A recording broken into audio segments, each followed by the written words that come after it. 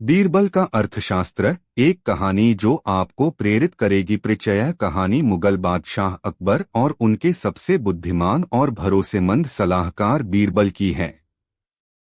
यह कहानी केवल उनके हास्य और बुद्धिमत्ता के बारे में नहीं है, बल्कि यह बीरबल के आर्थिक ज्ञान और उनके अभिनव विचारों पर भी प्रकाश डालती है, जिन्होंने अकबर के साम्राज्य को समृद्ध बनाने में मदद की। यह कहानी हमें सिखाती है कि कैसे चतुराई, ईमानदारी और रचनात्मकता से हम किसी भी आर्थिक संकट से उबर सकते हैं। कहानी एक समय की बात है। मुगल साम्राज्य गंभीर आर्थिक संकट से जूझ रहा था। लगातार युद्धों और अकाल के कारण शाही खजाना खाली हो गया था।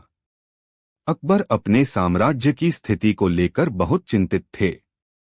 उन्होंने अपने सभी सलाहकारों से सलाह ली, लेकिन कोई भी संतोषजनक समाधान नहीं दे सका। तब अकबर ने बीरबल को बुलाया, जो अपनी बुद्धिमत्ता और हाजिर जवाबी के लिए जाने जाते थे। अकबर ने बीरबल से कहा, बीरबल, तुम देख रहे हो कि हमारा साम्राज्य किस मुश्किल दौर से गुजर रहा है। खजाना खाली है और लोगों में असंतोष बढ़ रहा है। मुझे कोई ऐसा उपाय बताओ जिससे हम इस संकट से बाहर निकल सकें। बीरबल ने मुस्कुराते हुए कहा, जहांपनाह, चिंता न करें। हर समस्या का समाधान होता है। हमें बस उसे खोजने की जरूरत है। बीरबल का आर्थिक सुधार। बीरबल ने साम्राज्य की आर्थिक स्थिति का गहराई से अध्ययन किया और कुछ ऐसे सुधारों का प्रस्ताव रखा जो उस समय के लिए क्रांतिकारी थे। कर प्रणाली में सुधार। बीरबल ने सुझाव दिया कि कर प्रणाली को और अधिक न्यायसंगत बनाया जाना चाहिए। उन्होंने कहा कि करों का बोझ अमीरों पर अधिक और गरीबों पर कम होना चाहिए। उन्होंने यह भी सुझाव दिया कि करों को नकद के बजाय वस्तु के रूप में भी वसूला जा सकता है, जिससे किसानों को आसानी होगी। व्यापार को बढ़ावा देना। बीरबल ने व्यापार को बढ़ावा देने के लिए कई उपाय सुझाए। उन्होंने व्यापारियों के लिए करों को कम करने और उन्हें नई मंडियों तक पहुंच प्रदान करने का प्रस्ताव रखा। उन्होंने एक नई मुद्रा प्रणाली भी शुरू की जिससे व्यापार करना आसान हो गया। कृषि में सुधार। बीरबल ने कृषि की स्थिति में सुधार के लिए भी कई उपाय किए। उन्होंने किसानों को बेहतर बीज और सिंचाई की सुविधाएं प्रदान की। उन्होंने फसल बीमा की एक प्रणाली भी शुरू की ताकि अकाल की स्थिति में किसानों को नुकसान से बचाया जा सके। बीरबल की बुद्धिमत्ता के किस्से। बीरबल के आर्थिक सुधारों के अलावा उनकी बुद्धिमत्ता के कई किस्से भी हैं जो हमें आर्थिक मामलों में महत्वपूर्ण सबक सिखाते हैं। चोर की दाढ़ी में तिनका। एक बार एक अमीर व्यापारी के घर चोरी हो गई। व्यापारी को अपने सभी नौकरों पर शक था। बीरबल ने सभी नौकरों को बुलाया और कहा, चोर की दाढ़ी में तिनका है। यह सुनकर असली चोर घबरा गया और अपनी दाढ़ी को छूने लगा। बीरबल ने तुरंत उसे पहचान लिया और उसे गिरफ्तार कर लिया। यह कहानी हमें सिखाती है कि कैसे छोटी छोटी बातों पर ध्यान देकर हम बड़ी समस्याओं को हल कर सकते हैं। एक बुद्धि से भरा घड़ा। एक बार अकबर ने बीरबल से कहा कि वह एक ऐसा घड़ा लाए जो बुद्धि से भरा हो। बीरबल ने एक घड़े में कद्दू का फल उगाया और उसे अकबर के सामने पेश किया। उन्होंने कहा, जहांपनाह, इस घड़े में बुद्धि का फल है। इसे बिना घड़े को तोड़े और फल को काटे निकाल लीजिए। अकबर समझ गए कि बीरबल क्या कहना चाहते हैं और उन्होंने अपनी हार मान ली। यह कहानी हमें सिखाती है कि बुद्धि का कोई भौतिक रूप नहीं होता है, यह हमारे सोचने और समझने के तरीके में निहित है। 10 सेकंड का प्रेरणादायक संदेश। जीवन में मुश्किलें आएंगी, लेकिन अपनी बुद्धि और रचनात्मकता का प्रयोग करके आप हर मुश्किल पर विजय प्राप्त कर सकते हैं। कभी हार न माने। निष्कर्ष। बीरबल के आर्थिक सुधारों और उनकी बुद्धिमानी की कहानियों ने अकबर के साम्राज्य को न केवल आर्थिक संकट से उबारा, बल्कि उसे और अधिक समृद्ध और शक्तिशाली बना दिया। बीरबल की कहानी हमें यह प्रेरणा देती है कि कैसे हम अपनी बुद्धि, ईमानदारी और रचनात्मकता का उपयोग करके अपने जीवन में और अपने समाज में सकारात्मक बदलाव ला सकते हैं। यह हमें सिखाती है कि आर्थिक विकास केवल धन के बारे में नहीं है, बल्कि यह लोगों के जीवन को बेहतर बनाने के बारे में भी है। बीरबल का अर्थशास्त्र अगला भाग दूरदर्शिता और विकास की नई कहानी, चुनौतियों का नया दौर। बीरबल के आर्थिक सुधारों से मुगल साम्राज्य की स्थिति में अभूतपूर्व सुधार हुआ था। शाही खजाना फिर से भर गया था और प्रजा में खुशहाली लौट आई थी। लेकिन जैसा कि अक्सर होता है, सफलता अपने साथ नई चुनौतियां लेकर आती है। साम्राज्य की समृद्धि ने पड़ोसी राज्यों को ईर्ष्यालु बना दिया था और कुछ दरबारी बीरबल की बढ़ती लोकप्रियता से जलने लगे थे। एक दिन बादशाह अकबर ने दरबार में एक नई समस्या प्रस्तुत की। उन्होंने कहा, बीरबल, तुम्हारे प्रयासों से हमारा खजाना तो भर गया है, लेकिन अब हमें एक नई चिंता सता रही है। हमारे अनाज के गोदाम भरे हुए हैं, लेकिन हर साल बारिश की अनिश्चितता के कारण अकाल का खतरा बना रहता है। इसके अलावा हमारे कारीगर बेहतरीन सामान बनाते हैं, लेकिन उन्हें अपने उत्पादों के लिए सही बाजार नहीं मिल पाता। अकबर की बात सुनकर कुछ मंत्री जो बीरबल से ईर्ष्या करते थे, तुरंत समाधान सुझाने लगे। एक ने कहा, जहांपनाह, हमें और बड़े गोदाम बनाने चाहिए। दूसरे ने कहा, हमें पड़ोसी राज्यों पर हमला करके उनके बाजार पर कब्जा कर लेना चाहिए। बीरबल शांत भाव से सब कुछ सुन रहे थे। जब सब शांत हो गए तो अकबर ने उनकी ओर देखा और पूछा, बीरबल, तुम्हारी क्या राय है? बीरबल का दूरदर्शी समाधान। बीरबल ने मुस्कुराते हुए कहा, जहांपनाह, युद्ध और केवल निर्माण किसी समस्या का स्थायी समाधान नहीं है। हमें एक ऐसी व्यवस्था बनानी होगी जो न केवल हमारी वर्तमान समस्याओं का समाधान करे, बल्कि भविष्य में भी हमारे साम्राज्य को समृद्ध बनाए। बीरबल ने अपनी योजना प्रस्तुत की, जो उनकी दूरदर्शिता और आर्थिक समझ का एक और प्रमाण थी। नहरों का जाल और जल प्रबंधन। बीरबल ने सुझाव दिया कि साम्राज्य भर में नदियों को जोड़कर नहरों का एक जाल बिछाया जाए। उन्होंने समझाया, जहांपनाह, इससे न केवल सिंचाई के लिए पानी की उपलब्धता सुनिश्चित होगी और अकाल का खतरा कम होगा, बल्कि इन नहरों का उपयोग हम जल परिवहन के लिए भी कर सकते हैं। नावों के माध्यम से अनाज और सामान को एक स्थान से दूसरे स्थान पर ले जाना सड़क मार्ग की तुलना में बहुत सस्ता और तेज होगा। व्यापारिक केंद्रों की स्थापना। बीरबल ने प्रस्ताव रखा कि इन नहरों के किनारे प्रमुख स्थानों पर व्यापारिक केंद्र या मंडियां स्थापित की जाएं। उन्होंने कहा, इन मंडियों में हमारे कारीगर और किसान सीधे व्यापारियों को अपना माल बेच सकेंगे, जिससे बिचौलियों का अंत होगा और उन्हें अपनी उपज का सही मूल्य मिलेगा। इससे व्यापार को बढ़ावा मिलेगा और साम्राज्य की आय में भी वृद्धि होगी। कौशल विकास और गुणवत्ता नियंत्रण। बीरबल ने कारीगरों के कौशल को और निखारने के लिए प्रशिक्षण केंद्र खोलने का भी सुझाव दिया। उन्होंने कहा कि शाही मुहर वाले उत्पादों की गुणवत्ता सुनिश्चित की जानी चाहिए, जिससे मुगल साम्राज्य के सामान की प्रतिष्ठा दूर दूर तक फैले और उनकी मांग बढ़े। सोने का खेत। एक प्रेरक कहानी। अपनी योजना को समझाते हुए बीरबल ने अकबर को एक कहानी सुनाई। एक बार एक बादशाह ने अपने दरबारियों से पूछा, क्या यहाँ कोई है जिसने कभी झूठ न बोला हो? सभी दरबारी डर गए और एक दूसरे को देखने लगे। उनमें से कई ने तुरंत कह दिया कि उन्होंने कभी झूठ नहीं बोला। तब बादशाह ने बीरबल की ओर देखा। बीरबल ने से उत्तर दिया, महाराज, मैंने अपने जीवन में कभी न कभी तो झूठ बोला ही होगा। यह सुनकर सभी दरबारी चौंक गए। बादशाह ने कहा, बीरबल, हमें तुम्हारी ईमानदारी पसंद आई। हम तुम्हें सोने के बीज देते हैं। इन्हें उस खेत में बोना जिसने कभी झूठ न बोला हो। बीरबल उन बीजों को लेकर दरबारियों के पास गए और कहा, आप में से जो भी सत्यवादी है, कृपया इन बीजों को बो दे। यह सुनकर सभी दरबारी, जिन्होंने कभी झूठ न बोलने का दावा किया था, एक एक करके बहाने बनाने लगे और पीछे हट गए। कहानी समाप्त करते हुए बीरबल ने कहा, जहांपनाह, जिस तरह झूठ के आधार पर सोने की फसल नहीं उग सकती, उसी तरह बिना दूरदर्शी और ईमानदार योजना के साम्राज्य की स्थायी समृद्धि संभव नहीं है। हमें ऐसी व्यवस्था बनानी होगी जो सच्चाई और मेहनत पर आधारित हो। एक योजना का कार्यान्वयन और परिणाम अकबर बीरबल की बुद्धिमत्ता और दूरदर्शिता से बहुत प्रभावित हुए। उन्होंने तुरंत बीरबल की योजना को लागू करने का आदेश दिया। पूरे साम्राज्य में नहरों का निर्माण शुरू हुआ, नए व्यापारिक केंद्र स्थापित किए गए और कारीगरों को प्रोत्साहित किया गया। कुछ ही वर्षों में इसके परिणाम दिखने लगे।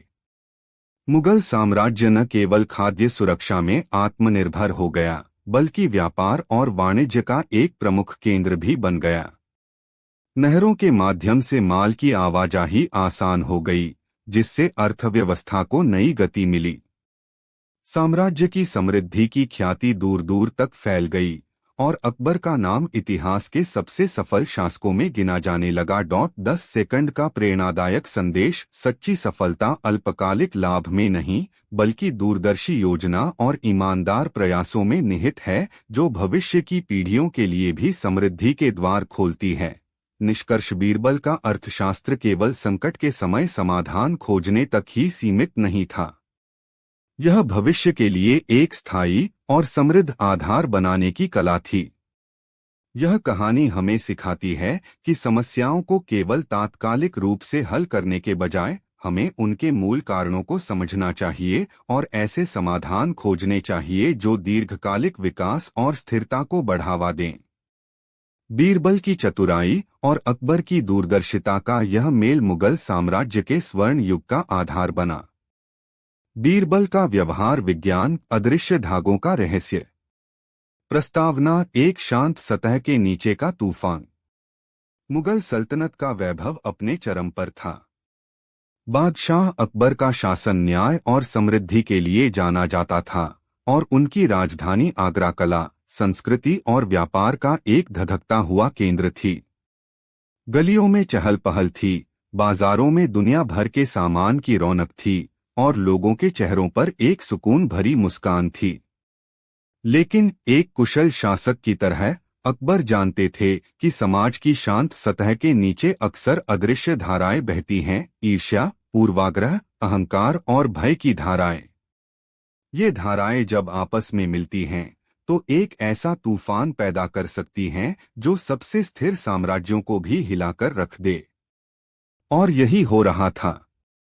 अकबर ने महसूस किया कि हाल के दिनों में उनके दरबार और शहर में एक अजीब सी बेचैनी फैल रही थी। छोटी छोटी बातें बड़े विवादों में बदल रही थीं। भरोसे की जगह शक ले रहा था और सौहार्द की जगह तनाव। यह कोई बाहरी आक्रमण नहीं था, कोई खजाने की कमी नहीं थी, बल्कि यह एक आंतरिक मनोवैज्ञानिक संकट था जिसे समझना तलवार चलाने या फरमान जारी करने से कहीं अधिक जटिल था। एक दिन जब अकबर अपने खास बाग में टहल रहे थे तो उनके मुख्य सलाहकार और मित्र बीरबल उनके साथ थे। अकबर ने एक गहरे खिले गुलाब को देखा और कहा, बीरबल, देखो यह फूल कितना सुंदर है। इसकी हर पंखुड़ी अपनी जगह पर है, इसका रंग गहरा है और इसकी सुगंध मन मोह लेती है। लेकिन अगर कोई अदृश्य कीड़ा इसकी जड़ों को खोखला करना शुरू कर दे तो यह खूबसूरत फूल बिना किसी बाहरी चोट के मुरझा जाएगा। बीरबल ने बादशाह के शब्दों में छिपी चिंता को तुरंत समझ लिया। उन्होंने उत्तर दिया, जहां पनाह, आप बिल्कुल सही कह रहे हैं। हमारा साम्राज्य भी इसी गुलाब की तरह है। बाहरी रूप से यह मजबूत और सुंदर दिखता है, लेकिन अगर अविश्वास और पूर्वाग्रह के कीड़े इसकी जड़ों यानी हमारे लोगों के दिलों में घर कर जाएं, तो इसकी सुंदरता और ताकत फीकी पड़ जाएगी। अकबर ने गहरी सांस ली। तुम मेरे मन की बात जानते हो, बीरबल। मुझे ठीक यही डर है। मुझे एक ऐसी समस्या का समाधान चाहिए जिसे मैं देख नहीं सकता, एक ऐसे दुश्मन से लड़ना है जिसका कोई चेहरा नहीं है।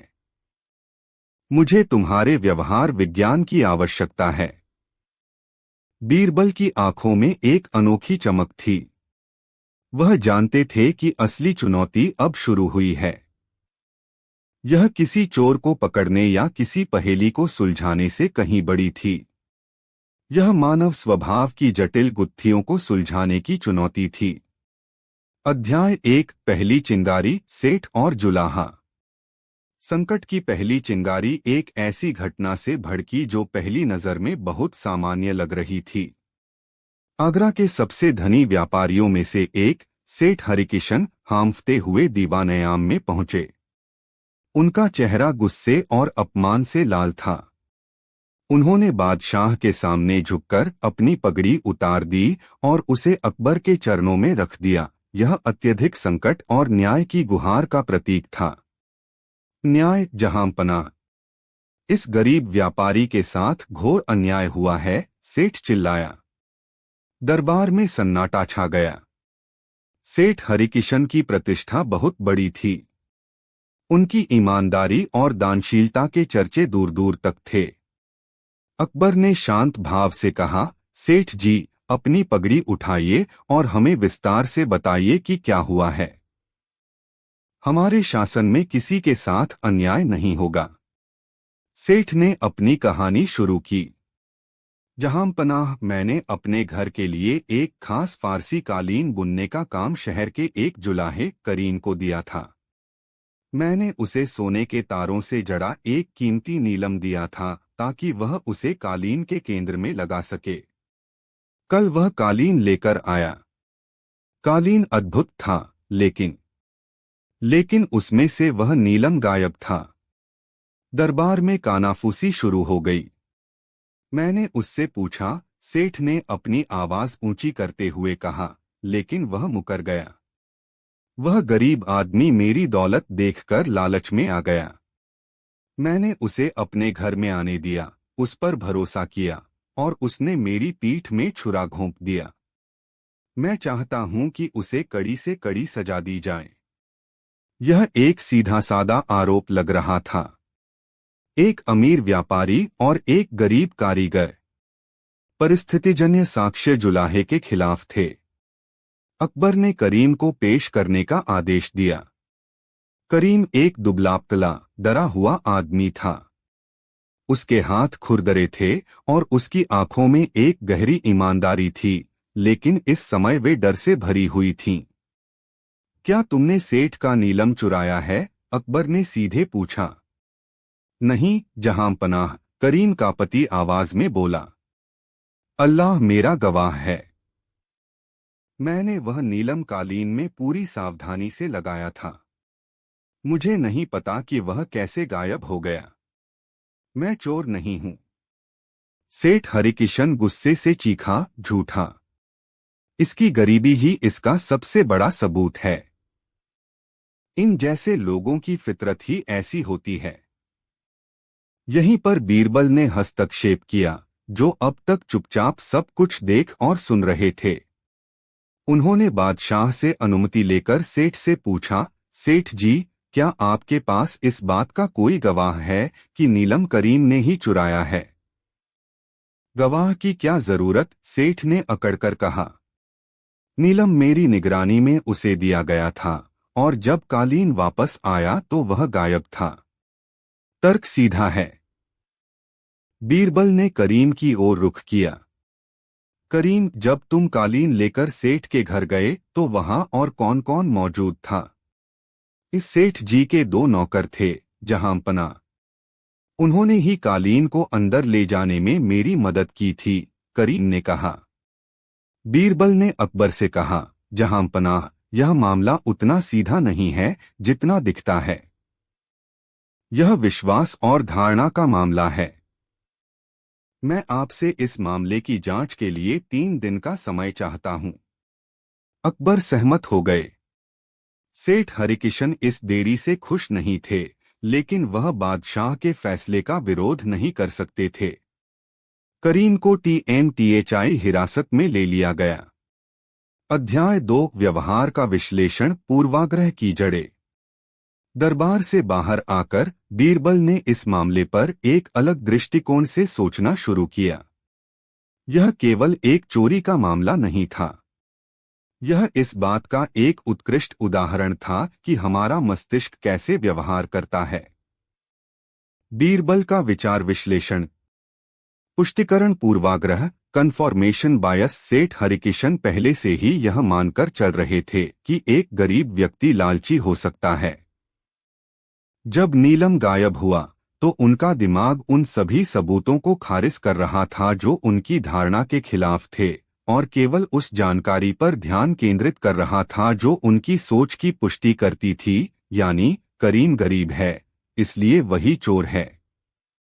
मौलिक आरोपण त्रुटि, फंडामेंटल एट्रीब्यूशन एरर। सेठ अपनी समस्या नीलम का खोना के लिए करीम के चरित्र, वह बेईमान है, को दोष दे रहे थे, बजाय इसके कि वे स्थितिजन्य कारकों, हो सकता है कि नीलम कहीं गिर गया हो या किसी और ने उसे चुराया हो, पर विचार करें। सामाजिक स्टीरियोटाइपिंग, सोशल स्टेरियोटाइपिंग। सेठ का बयान, इन जैसे लोगों की फितरत ही ऐसी होती है, समाज में गहरे बैठे एक पूर्वाग्रह को दर्शाता है, जहां किसी व्यक्ति के कर्मों को नहीं बल्कि उसकी सामाजिक या आर्थिक स्थिति को उसके चरित्र का पैमाना मान लिया जाता है। बीरबल ने अपने जासूसों को 2 कामों पर लगाया। पहले को सेठ हरिकिशन के घर और उनके नौकरों पर नजर रखने के लिए कहा गया। दूसरे को शहर में यह पता लगाने के लिए भेजा गया कि इस घटना के बारे में आम लोग क्या बातें कर रहे हैं। अगले दिन जासूसों ने जो जानकारी दी वह चौंकाने वाली थी। शहर 2 गुटों में बंट गया था। अमीर व्यापारी वर्ग सेठ के साथ था और जुलाहों और कारीगरों के पूरे समुदाय को शक की नजर से देख रहा था। वहीं गरीब तबका करीम को निर्दोष मान रहा था और यह कह रहा था कि अमीर लोग हमेशा गरीबों पर अत्याचार करते हैं। एक छोटी सी चोरी की घटना ने शहर के सामाजिक ताने बाने में एक दरार पैदा कर दी थी। बीरबल समझ गए कि समस्या की जड़ें कितनी गहरी हैं। अगर उन्होंने सिर्फ चोर को पकड़ लिया तो भी यह दरार नहीं भरेगी। उन्हें लोगों को यह दिखाना था कि उनका दिमाग उन्हें कैसे धोखा दे सकता है। उन्हें एक सार्वजनिक प्रयोग की आवश्यकता थी। अध्याय 3, दूसरा मोर्चा, सेना में अहंकार का टकराव। अभी बीरबल सेठ जुलाहे की गुत्थी सुलझा ही रहे थे कि एक और गंभीर समस्या दरबार में आ गई। मुगल सेना के एक प्रतिष्ठित सेनापति मान सिंह ने अपने एक सूबेदार दिलावर खान पर युद्ध के मैदान में कायरता का आरोप लगाया था। मान सिंह ने गरजते हुए कहा, जहांपनाह, हाल ही में राजपूतों के साथ एक छोटी सी झड़प में जब हमें आगे बढ़कर दुश्मन पर हमला करना था, दिलावर खान अपनी टुकड़ी के साथ पीछे हट गया। उसकी कायरता के कारण हमें अपमानजनक तरीके से पीछे हटना पड़ा। दिलावर खान, जो अपनी बहादुरी के लिए जाना जाता था, इस आरोप से स्तब्ध था। उसने कहा, यह झूठ है जहांपना। मैंने पीछे हटने का आदेश इसलिए दिया क्योंकि दुश्मन ने एक जाल बिछाया था। अगर हम आगे बढ़ते तो हम चारों तरफ से घिर जाते। मैंने कई सैनिकों की जान बचाई है, कायरता नहीं दिखाई। यह एक व्यक्ति के शब्द के खिलाफ दूसरे व्यक्ति का शब्द था। दोनों ही सेना के सम्मानित सदस्य थे। अकबर के लिए यह तय करना मुश्किल था कि कौन सच बोल रहा है। इस मामले ने सेना के मनोबल पर गहरा असर डाला। सैनिक भी 2 गुटों में बंट गए, एक मान सिंह का समर्थन कर रहा था और दूसरा दिलावर खान का। बीरबल ने इस मामले में भी वही पैटर्न देखा। यह सिर्फ सच और झूठ की लड़ाई नहीं थी, यह अहंकार और प्रतिष्ठा की लड़ाई थी। बीरबल का विचार विश्लेषण। आत्मसेवा पूर्वाग्रह, सेल्फ सर्विंग बायस। मान सिंह अपनी विफलता, पीछे हटना का दोष किसी और पर डालकर अपनी प्रतिष्ठा बचाना चाह रहे थे। यह मानना कि उनकी रणनीति गलत हो सकती है उनके अहंकार को ठेस पहुंचाता। इसलिए उन्होंने दिलावर खान को बलि का बकरा बनाया। समूह सोच, ग्रुप थिंक। मान सिंह के वफादार सैनिक बिना किसी सवाल के उनकी बात पर विश्वास कर रहे थे, क्योंकि अपने सेनापति पर सवाल उठाना समूह के प्रति निष्ठा तोड़ने जैसा था। वे सच्चाई की तलाश करने के बजाय अपने समूह की एकता को बनाए रखने पर अधिक ध्यान केंद्रित कर रहे थे। बीरबल ने महसूस किया कि ये दोनों मामले सेठ का और सेनापति का एक ही अदृश्य धागे से जुड़े हुए थे, मानव मस्तिष्क की अपनी धारणाओं और पूर्वाग्रहों की रक्षा करने की प्रवृत्ति।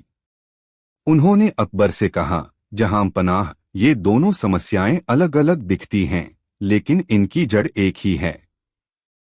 मैं एक ऐसा समाधान प्रस्तुत करूंगा जो इन दोनों मामलों को एक साथ हल कर देगा और दरबारियों को मानव व्यवहार के बारे में एक महत्वपूर्ण सबक भी सिखाएगा। अकबर उत्सुक थे।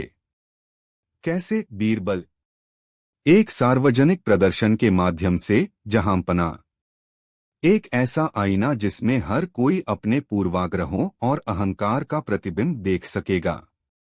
अध्याय 4, महान प्रयोग, बुद्धि का घड़ा और अदृश्य दीवार। अगले दिन बीरबल ने पूरे दरबार को एक विशेष सभा के लिए आमंत्रित किया। सेठ हरिकिशन, करीम, सेनापति मान सिंह और सूबेदार दिलावर खान सभी वहां मौजूद थे। बीरबल ने दरबार के बीच में एक बड़ा खाली मिट्टी का घड़ा रखवाया। उन्होंने घोषणा की, आज हम न्याय करने के लिए एक दिव्य परीक्षा का उपयोग करेंगे। यह बुद्धि का घड़ा है। यह उन लोगों के विचारों और इरादों को पढ़ सकता है जो इसके करीब आते हैं। सबसे पहले हम सेठ हरिकिशन और करीम के मामले को देखेंगे। बीरबल ने सेठ और करीम दोनों को घड़े में हाथ डालने के लिए कहा। घड़ा इतना बड़ा था कि उसमें हाथ आसानी से जा सकता था। आप दोनों को घड़े के अंदर हाथ डालकर पूरी सच्चाई से यह कहना है कि नीलम के साथ क्या हुआ था। यह घड़ा झूठे व्यक्ति का हाथ पकड़ लेगा। यह एक मनोवैज्ञानिक चाल थी। घड़े में ऐसा कुछ भी नहीं था, लेकिन अपराधबोध का डर एक शक्तिशाली शक्ति है। सेठ हरिकिशन, जो अपनी बात पर दृढ़ थे, आत्मविश्वास से आगे बढ़े। उन्होंने घड़े में हाथ डाला और जोर से कहा, मैंने करीम को नीलम दिया था और उसी ने उसे चुराया है। उन्होंने अपना हाथ बाहर निकाला। कुछ नहीं हुआ। अब करीम की बारी थी। वह कांप रहा था। उसने धीरे धीरे घड़े में हाथ डाला और धीमी आवाज में कहा, मैंने नीलम नहीं चुराया। अल्लाह मेरी सच्चाई जानता है। उसने अपना हाथ बाहर निकाला। कुछ नहीं हुआ। दरबार में भ्रम फैल गया। सेठ चिल्लाया, यह कैसा न्याय है? इस घड़े ने कुछ नहीं किया। बीरबल मुस्कुराए। धैर्य रखें सेठ जी, परीक्षा अभी खत्म नहीं हुई है। अब बीरबल ने अपने सहायकों को दरबार के बीच में एक काल्पनिक रेखा खींचने का आदेश दिया। उन्होंने घोषणा की, यह सत्य की अदृश्य दीवार है। केवल एक सच्चा और ईमानदार व्यक्ति ही इसे पार कर सकता है। झूठे व्यक्ति के लिए यह एक ठोस दीवार की तरह बन जाएगी। उन्होंने पहले करीम को दीवार पार करने के लिए कहा। करीम, जो निर्दोष था, बिना किसी हिचकिचाहट के रेखा के पार चला गया। फिर उन्होंने सेठ हरिकिशन से दीवार पार करने को कहा। सेठ, जो अपने मन में पूरी तरह आश्वस्त थे कि वही सही हैं, आत्मविश्वास के साथ आगे बढ़े। लेकिन जैसे ही वह रेखा के पास पहुंचे, वह अचानक रुक गए और एक कदम पीछे हट गए। उन्होंने फिर कोशिश की, लेकिन उनके पैर जैसे जम गए थे। दरबार में मौजूद लोग हैरान थे। क्या हुआ सेठ जी? बीरबल ने पूछा। क्या आप इस अदृश्य दीवार को पार नहीं कर पा रहे हैं? सेठ हरिकिशन का चेहरा पीला पड़ गया। वह पसीने से तरबतर थे। वह कुछ बोल नहीं पा रहे थे। मनोवैज्ञानिक व्याख्या। बीरबल ने यहां सुझाव की शक्ति, पावर ऑफ सजेशन, का इस्तेमाल किया। सेठ हरिकिशन अपनी सारी ईमानदारी के बावजूद कहीं न कहीं अपने मन के एक कोने में इस संभावना से अवगत थे कि शायद उनसे कोई गलती हुई हो।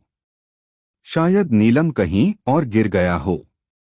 बीरबल द्वारा बनाया गया मनोवैज्ञानिक दबाव, दिव्य घड़ा, अदृश्य दीवार, ने इस छोटे से संदेह को एक बड़े अवरोध में बदल दिया। उनके अपने दिमाग ने उनके शरीर को आगे बढ़ने से रोक दिया, क्योंकि पूरी तरह से सच्चा होने का उनका विश्वास 100% नहीं था। इसी बीच बीरबल के एक जासूस ने आकर उनके कान में कुछ कहा। बीरबल ने मुस्कुराते हुए घोषणा की, जहां पनाह, इस मनोवैज्ञानिक नाटक की अब और आवश्यकता नहीं है। सत्य सामने आ गया है। उन्होंने सेठ हरिकिशन के एक नौकर को आगे बुलाया, जो डर से कांप रहा था। बताओ, तुमने सेठ जी के कक्ष में क्या देखा था? बीरबल ने कड़ाई से पूछा। नौकर ने रोते हुए कबूल किया, हुजूर, नीलम चोरी नहीं हुआ था। जब सेठ जी करीम से कालीन ले रहे थे तो नीलम कालीन के एक धागे में उलझकर गिर गया और सेठ जी की ही एक दूसरी संदूकची के नीचे चला गया। मैंने उसे आज सुबह सफाई करते हुए देखा। मैं डर के मारे कुछ बोल नहीं पाया। बीरबल के जासूस ने वह नीलम पेश किया। सेठ हरिकिशन का चेहरा शर्म से झुक गया। उन्हें अपनी गलती का एहसास हुआ। उनका गुस्सा, उनका आरोप, सब कुछ उनके अपने पूर्वाग्रह और लापरवाही पर आधारित था। अध्याय 5, अहंकार का पर्दाफाश और सत्य की विजय। अब बीरबल सेनापति मान सिंह और सूबेदार दिलावर खान की ओर मुड़े। उन्होंने कहा, सेनापति जी, क्या आप और आपके समर्थक सैनिक भी सत्य की अदृश्य दीवार को पार करने का साहस दिखाएंगे? यह दीवार न केवल ईमानदारी को बल्कि सच्चे साहस को भी परखती है। सेनापति मान सिंह, जो अपने अहंकार में डूबे हुए थे, गरजकर बोले, अवश्य। हमें किसी परीक्षा से डर नहीं लगता। वह और उनके समर्थक सैनिक गर्व से आगे बढ़े। लेकिन जैसे ही वे काल्पनिक रेखा के पास पहुंचे, उनमें से अधिकांश हिचकिचाने लगे। उनके दिमाग में यह विचार घर कर गया था कि अगर वे झूठे हैं तो वे दीवार को पार नहीं कर पाएंगे और उनका अपमान होगा। उनके अपने संदेह ने उनके पैरों में बेड़ियां डाल दीं। अब दिलावर खान की बारी थी।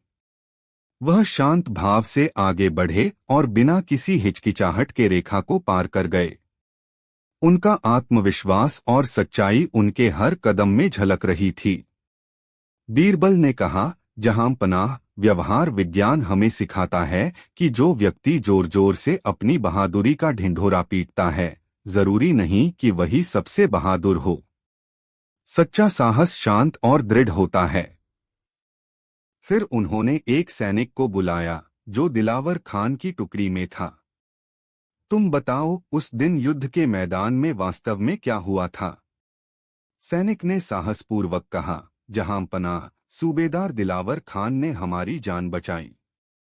हमने अपनी आंखों से देखा था कि दुश्मन की एक बड़ी टुकड़ी पास की घाटी में छिपी हुई थी। अगर हम आगे बढ़ते तो हम में से कोई भी जीवित नहीं बचता। सेनापति मान सिंह ऊंचाई पर होने के कारण उस जाल को नहीं देख सके। यह उनकी रणनीति की विफलता थी, न कि हमारी कायरता। सेनापति मान सिंह का चेहरा सफेद पड़ गया। उनका अहंकार चूर चूर हो गया था। उन्हें यह स्वीकार करने के लिए मजबूर होना पड़ा कि अपनी गलती छिपाने के लिए उन्होंने एक बहादुर सैनिक पर झूठा आरोप लगाया था। उपसंहार, व्यवहार विज्ञान का पाठ। दरबार में गहरा सन्नाटा था। बीरबल ने दो सबसे जटिल मामलों को बिना किसी तलवार या सजा के केवल मानव मनोविज्ञान की गहरी समझ का उपयोग करके सुलझा दिया था। अकबर अपनी गद्दी से उठे और बीरबल के पास आए। उन्होंने कहा, बीरबल, आज तुमने हमें केवल न्याय नहीं दिया है बल्कि एक अमूल्य ज्ञान दिया है। तुमने हमें दिखाया है कि इंसान का सबसे बड़ा दुश्मन और सबसे अच्छा दोस्त उसका अपना दिमाग ही है। बीरबल ने झुककर अभिवादन किया और कहा, जहां पनाह, यही व्यवहार विज्ञान का सार है। यह हमें सिखाता है कि चीजें वैसी नहीं होती जैसी दिखती हैं। हमें अपनी पहली धारणा पर तुरंत विश्वास नहीं करना चाहिए। हमें हमेशा सबूत और तथ्यों की तलाश करनी चाहिए। पूर्वाग्रह एक धीमा जहर है, चाहे वह गरीबी के खिलाफ हो या किसी समुदाय के खिलाफ। पूर्वाग्रह हमारी तर्क करने की क्षमता को अंधा कर देता है और हमें अन्याय करने पर मजबूर करता है। अहंकार सत्य का सबसे बड़ा शत्रु है। अपनी गलती मानने से इनकार करना और अपनी प्रतिष्ठा बचाने के लिए दूसरों को दोष देना एक व्यक्ति और एक साम्राज्य दोनों के पतन का कारण बन सकता है। सहानुभूति सबसे शक्तिशाली उपकरण है। न्याय करने से पहले हमें खुद को दूसरे व्यक्ति की जगह पर रखकर सोचने की कोशिश करनी चाहिए। हमें उनके भय, उनकी मजबूरियों और उनके दृष्टिकोण को समझना चाहिए। अकबर ने आदेश दिया कि सेठ हरिकिशन सार्वजनिक रूप से करीम से माफी मांगेंगे और उसे मुआवजे के तौर पर 100 सोने की मोहरें देंगे। सेनापति मान सिंह को कुछ समय के लिए पद से हटा दिया गया ताकि वह अपने अहंकार पर विचार कर सकें और दिलावर खान को उनकी बहादुरी और सूझबूझ के लिए पदोन्नत किया गया। उस दिन के बाद अकबर के दरबार में निर्णय लेने का तरीका बदल गया। अब केवल सबूतों पर ही नहीं बल्कि इरादों, धारणाओं और मानवीय व्यवहार की जटिलताओं पर भी ध्यान दिया जाने लगा। बीरबल ने यह साबित कर दिया था कि एक साम्राज्य को चलाने के लिए केवल सैन्य शक्ति और आर्थिक समृद्धि ही काफी नहीं है, बल्कि अपने लोगों के दिलों और दिमागों को समझने की बुद्धि भी आवश्यक है। शहर में जो अविश्वास की दरार पैदा हो गई थी, वह धीरे धीरे भरने लगी। लोगों ने सीखा कि किसी व्यक्ति या समुदाय के बारे में राय बनाने से पहले सोचना कितना महत्वपूर्ण है। बीरबल की कहानी एक लोक कथा बन गई जो पीढ़ियों को यह सिखाती रही कि सबसे बड़ी लड़ाइयां मैदानों में नहीं बल्कि मन के भीतर लड़ी जाती हैं। 10 सेकंड का प्रेरणादायक संदेश। दूसरों के व्यवहार को बदलने से पहले उसके पीछे के कारण को समझिए। सच्ची शक्ति दंड में नहीं बल्कि गहरी समझ और सहानुभूति में निहित है। निश्चित रूप से प्रस्तुत है उसी विषय पर एक विस्तृत, निरंतर और अधूरी कहानी जो आपको अंत तक बांधे रखेगी। आगरा की रातें हमेशा से ही जिंदा रही थीं। दिन भर की तपिश के बाद जब यमुना की ठंडी हवाएं शहर की तंग गलियों और चौड़े बाजारों में घूमती तो एक नई तरह की रौनक पैदा होती। दियों की टिमटिमाती रोशनी में कहानियां कही सुनी जातीं, चौपालों पर ठहाके गूंजते और शाही महल के झरोखों से संगीत की हल्की धुनें छन छन कर आतीं। यह शांति और समृद्धि का एक ऐसा दौर था जिस पर बादशाह अकबर को नाज था और जिसकी देखरेख की अघोषित जिम्मेदारी बीरबल की पैनी नजरों पर थी। लेकिन फिर कुछ बदलना शुरू हुआ।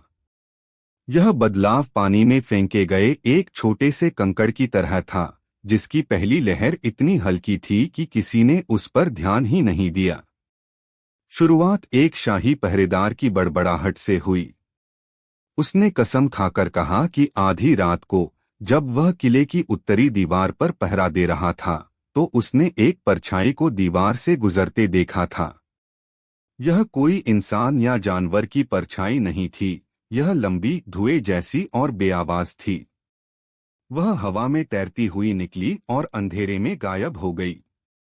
पहले तो उसकी बात पर हंसी उड़ाई गई। उसे नींद में होने या ज्यादा भांग पी लेने का ताना दिया गया। लेकिन फिर कुछ दिनों बाद यमुना घाट पर एक धोबी ने भी वैसी ही परछाई देखने का दावा किया जो पानी की सतह पर दौड़ रही थी। फिर एक मसाला व्यापारी ने कसम खाई कि उसने अपनी बंद दुकान के भीतर से उसी परछाई को गुजरते महसूस किया, जिससे सारी मिर्चों की गंध एक पल के लिए गायब हो गई थी। अब यह हंसी का विषय नहीं रहा, यह फुसफुसाहट बन गया। बाजारों में, घरों के आंगनों में और यहाँ तक कि शाही हरम की रेशमी पर्दों के पीछे भी अदृश्य साये की कहानियां फैलने लगीं। हर नई कहानी के साथ वह साया और भी भयानक होता गया। किसी ने कहा कि वह अपने पीछे बर्फीली ठंडक छोड़ जाता है। किसी ने कहा कि उसकी कोई आंखें नहीं थीं, फिर भी ऐसा लगता था जैसे वह सब कुछ देख रहा हो। किसी ने यह भी जोर दिया कि जिस घर के ऊपर से वह गुजरता है वहां बीमारी या दुर्भाग्य अपनी दस्तक जरूर देता है। डर एक ऐसी फसल है जो अफवाह की जमीन पर सबसे तेजी से उगती है। आगरा, जो कभी अपनी जिंदादिली के लिए जाना जाता था, अब सहमा हुआ लगने लगा। सूरज ढलते ही दरवाजे बंद हो जाने लगे। रातें जो कभी संगीत और ठहाकों से गूंजती थीं, अब एक अनजाने खौफ की चादर ओढ़े खामोश पड़ी रहती थीं। मामला दीवाने कास तक पहुंच गया। बादशाह अकबर गहरी चिंता में थे। उनके मंत्री और सलाहकार भी बंटे हुए थे। कुछ का मानना था कि यह कोई शैतानी ताकत है, जिसे शांत करने के लिए विशेष पूजा पाठ और बलिदान की जरूरत है। दूसरे इसे एक सामूहिक वहम बताकर खारिज कर रहे थे, लेकिन उनके पास लोगों के बढ़ते डर का कोई जवाब नहीं था। यह क्या बकवास है, एक बुजुर्ग सिपहसालार ने गरज कर कहा। साया, परछाई। मुगल सल्तनत की फौज दुश्मनों के सिर कलम कर सकती है, परछाइयों का पीछा कैसे करेगी? यह लोगों का वहम है, जहां पनाह, और कुछ नहीं। तभी दरबार के एक कोने से एक शांत लेकिन दृढ़ आवाज आई। वहम भी एक हकीकत होता है, सिपहसालार साहब, बीरबल ने कहा, जब तक कि उसे मानने वाले लाखों लोग हों। डर तलवार से ज्यादा तेजी से फैलता है और ज्यादा गहरा घाव करता है। हम इस साये को अनदेखा नहीं कर सकते, क्योंकि अब यह केवल एक कहानी नहीं, बल्कि हमारे शहर के दिल में बैठ चुका एक जहर है। अकबर ने उम्मीद भरी नजरों से बीरबल की ओर देखा। तो तुम्हारी क्या राय है, बीरबल? क्या तुम इस साये का राज सुलझा सकते हो? बीरबल ने सिर झुकाया। मैं सायों का शिकार नहीं करता, जहांपना। मैं इंसानों के व्यवहार को पढ़ता हूँ। मुझे यह जानना होगा कि यह कहानी शुरू कहाँ से हुई, यह फैली कैसे, और इसे फैलाने से किसको फायदा हो सकता है। हर डर के पीछे एक चेहरा होता है, और मैं उसी चेहरे को ढूंढना चाहता हूँ। बीरबल का काम शुरू हो चुका था, लेकिन यह उनके अब तक के मामलों से कहीं ज्यादा जटिल था। यहाँ कोई चोरी नहीं हुई थी, कोई कत्ल नहीं हुआ था। यहाँ दुश्मन कोई इंसान नहीं, बल्कि एक विचार था, एक विश्वास था जो लोगों के दिमाग पर कब्जा कर चुका था। बीरबल ने अपनी जांच सबसे निचले स्तर से शुरू की। उन्होंने भेष बदला और उन जगहों पर घूमना शुरू किया जहां अफवाहें सबसे ज्यादा गर्म थीं। उन्होंने चायखानों में बैठकर लोगों की बातें सुनी, घाट पर धोबियों के साथ वक्त गुजारा, और बाजार के व्यापारियों से दोस्ती गांठी। उन्होंने हर कहानी सुनी, हर गवाह से बात की, लेकिन एक अजीब बात पर उनका ध्यान गया। हर कोई उस साये के बारे में बात कर रहा था, लेकिन किसी ने भी उसे सीधे तौर पर अपनी आंखों से नहीं देखा था। हर किसी ने किसी और से सुना था। कहानी एक दोस्त के चाचा या पड़ोसी की नौकरानी से होती हुई उन तक पहुंची थी। यह एक ऐसी आग थी जिसे हर कोई हवा दे रहा था, लेकिन उसे लगाया किसने था, यह कोई नहीं जानता था। इसी बीच शहर में एक और घटना घटी। आगरा के बाहरी इलाके में कुछ फकीरों ने डेरा डाला था। वे दूर किसी वीरान प्रदेश से आए थे, उनके पहनावे अजीब थे और उनकी भाषा भी अलग थी। वे जड़ी बूटियों से लोगों का इलाज करते और रात में आग जलाकर कुछ रहस्यमयी गीत गाते, जिनकी धुनें हवा में तैरती हुई शहर तक पहुंचतीं। लोगों के डर को अब एक चेहरा मिल गया। अफवाहों ने एक नया मोड़ लिया। अब फुसफुसाहट होने लगी कि यह साया इन्हीं फकीरों की काली करतूत है। वे अपनी शैतानी ताकतों से शहर पर कब्जा करना चाहते हैं। वे रात में साये को भेजकर शहर की रूह को कमजोर कर रहे हैं। यह अफवाह आग की तरह फैली, क्योंकि लोगों को एक अनजान डर से ज्यादा एक जाने पहचाने दुश्मन से नफरत करना आसान लगा। अब तक जो डर था, वह अब गुस्से में बदलने लगा।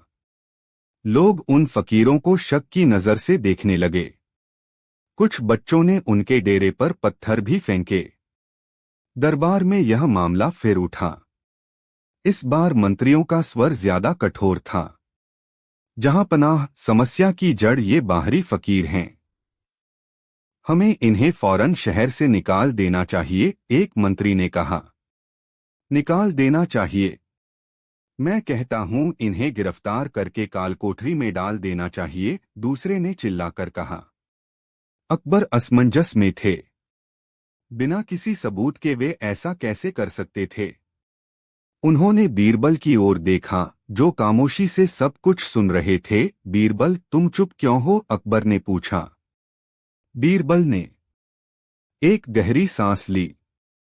जहां पनाह, हम वही गलती कर रहे हैं जो हमारा शहर कर रहा है। हम डर के कारण तर्क को भूल रहे हैं। एक साया जिसके होने का कोई सबूत नहीं है, उसके लिए हम कुछ इंसानों को दोषी ठहराने जा रहे हैं जो हमारे सामने खड़े हैं। यह न्याय नहीं बल्कि हिस्टीरिया है, बीरबल ने आगे कहा। मैंने उन फकीरों से बात की है। वे साधारण वैद्य हैं जो अपनी जड़ी बूटियों से गरीबों का मुफ्त इलाज कर रहे हैं। वे रहस्यमयी इसलिए लगते हैं क्योंकि हम उन्हें जानते नहीं। हम हमेशा उस चीज से डरते हैं जिसे हम समझते नहीं। लेकिन बीरबल की तर्क की आवाज दरबार में बढ़ते गुस्से के शोर में दब रही थी। तभी एक नया व्यक्ति दरबार में आगे आया। वह था हकीम मिर्जा असलम बेग, शाही खानदान का एक दूर का रिश्तेदार और एक विद्वान जिसे काली शक्तियों और रूहानी विज्ञान का ज्ञाता माना जाता था। वह हाल ही में शहर लौटा था और उसकी विद्वता के चर्चे हर जगह थे। हकीम असलम ने झुककर अकबर को सलाम किया और एक बहुत ही सधी हुई मीठी आवाज में बोलना शुरू किया।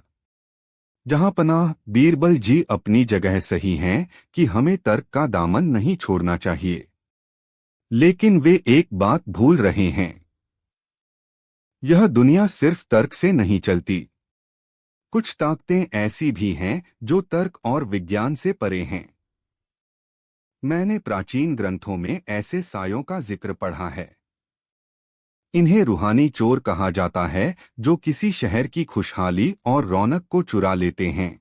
उसकी आवाज में ऐसा सम्मोहन था कि पूरा दरबार मंत्रमुग्ध होकर उसे सुन रहा था। और जहां तक इन फकीरों की बात है, हकीम ने आगे कहा, मैं यह नहीं कहता कि वे दोषी हैं, लेकिन उनकी मौजूदगी और इस साये के आने का समय एक महज इत्तेफाक नहीं हो सकता। हो सकता है उनकी रहस्यमयी पूजा पद्धति अनजाने में ही इन बुरी ताकतों को शहर की ओर आकर्षित कर रही हो। हकीम असलम बेग ने बहुत चालाकी से बीरबल के तर्क को काटा नहीं, बल्कि उसे एक नई दिशा दे दी। उसने लोगों के डर को एक विद्वतापूर्ण जामा पहना दिया। अब लोगों को अपने डर पर यकीन करने का एक तार्किक कारण मिल गया था। वह कह रहा था कि बीरबल की दुनिया छोटी है, जो सिर्फ देखी सुनी बातों पर यकीन करती है, जबकि असली दुनिया कहीं ज्यादा रहस्यमयी और खतरनाक है। अकबर भी हकीम की बातों से प्रभावित हुए बिना न रह सके। शहर का दबाव बढ़ता जा रहा था। हर दिन कोई न कोई नई घटना सामने आ जाती। एक रात शाही अस्तबल के घोड़े बिना किसी कारण के बिदक गए और हिनहिनाने लगे। पहरेदारों ने कसम खाई कि उन्होंने उसी साये को अस्तबल की छत से गुजरते देखा था। अब बीरबल अकेले पड़ते जा रहे थे। उनकी तर्क की बातें लोगों को खोखली लग रही थीं, जबकि हकीम असलम बेग के पास हर डर का एक रोमांचक और रहस्यमयी स्पष्टीकरण था। बीरबल जानते थे कि हकीम आग में घी डालने का काम कर रहा है, लेकिन वह यह साबित कैसे करते? हकीम कोई आरोप नहीं लगा रहा था, वह तो सिर्फ संभावनाएं और प्राचीन ज्ञान की बातें कर रहा था। बीरबल समझ गए कि वह किसी साये से नहीं, बल्कि एक बेहद शातिर इंसान से लड़ रहे हैं, जो लोगों के मनोविज्ञान से खेलना जानता है। हकीम असलम बेग खुद केओस पैदा नहीं कर रहा था, वह तो बस शहर में पहले से मौजूद डर को अपनी मर्जी से हाँक रहा था, जैसे कोई गडरिया अपनी भेड़ों को हाँकता है। एक रात बीरबल ने फैसला किया कि वह खुद उस साये का पीछा करेंगे। उन्होंने एक साधारण सैनिक का भेष धरा और शहर के सबसे सुनसान और कुख्यात इलाके में गश्त करने लगे। रात गहरी और खामोश थी। हवा में एक अजीब सी ठंडक थी। बीरबल की आंखें अंधेरे को भेदने की कोशिश कर रही थीं। घंटों बीत गए, कुछ भी असामान्य नहीं हुआ। बीरबल सोचने लगे कि शायद यह सब वाकई लोगों का वहम ही है। तभी अचानक उन्हें कुछ महसूस हुआ। उनके पीछे की गली से एक सरसराहट की आवाज आई। यह हवा की आवाज से अलग थी। उन्होंने पलटकर देखा। गली के मुहाने पर चांदनी की हल्की रोशनी में उन्होंने उसे देखा। वह वहीं था, एक लंबा धुंधला इंसानी आकार का साया। उसका कोई चेहरा नहीं था, कोई पैर नहीं थे। वह जमीन से कुछ इंच ऊपर तैर रहा था। वह बिल्कुल खामोश था, लेकिन उसकी मौजूदगी से हवा भारी हो गई थी।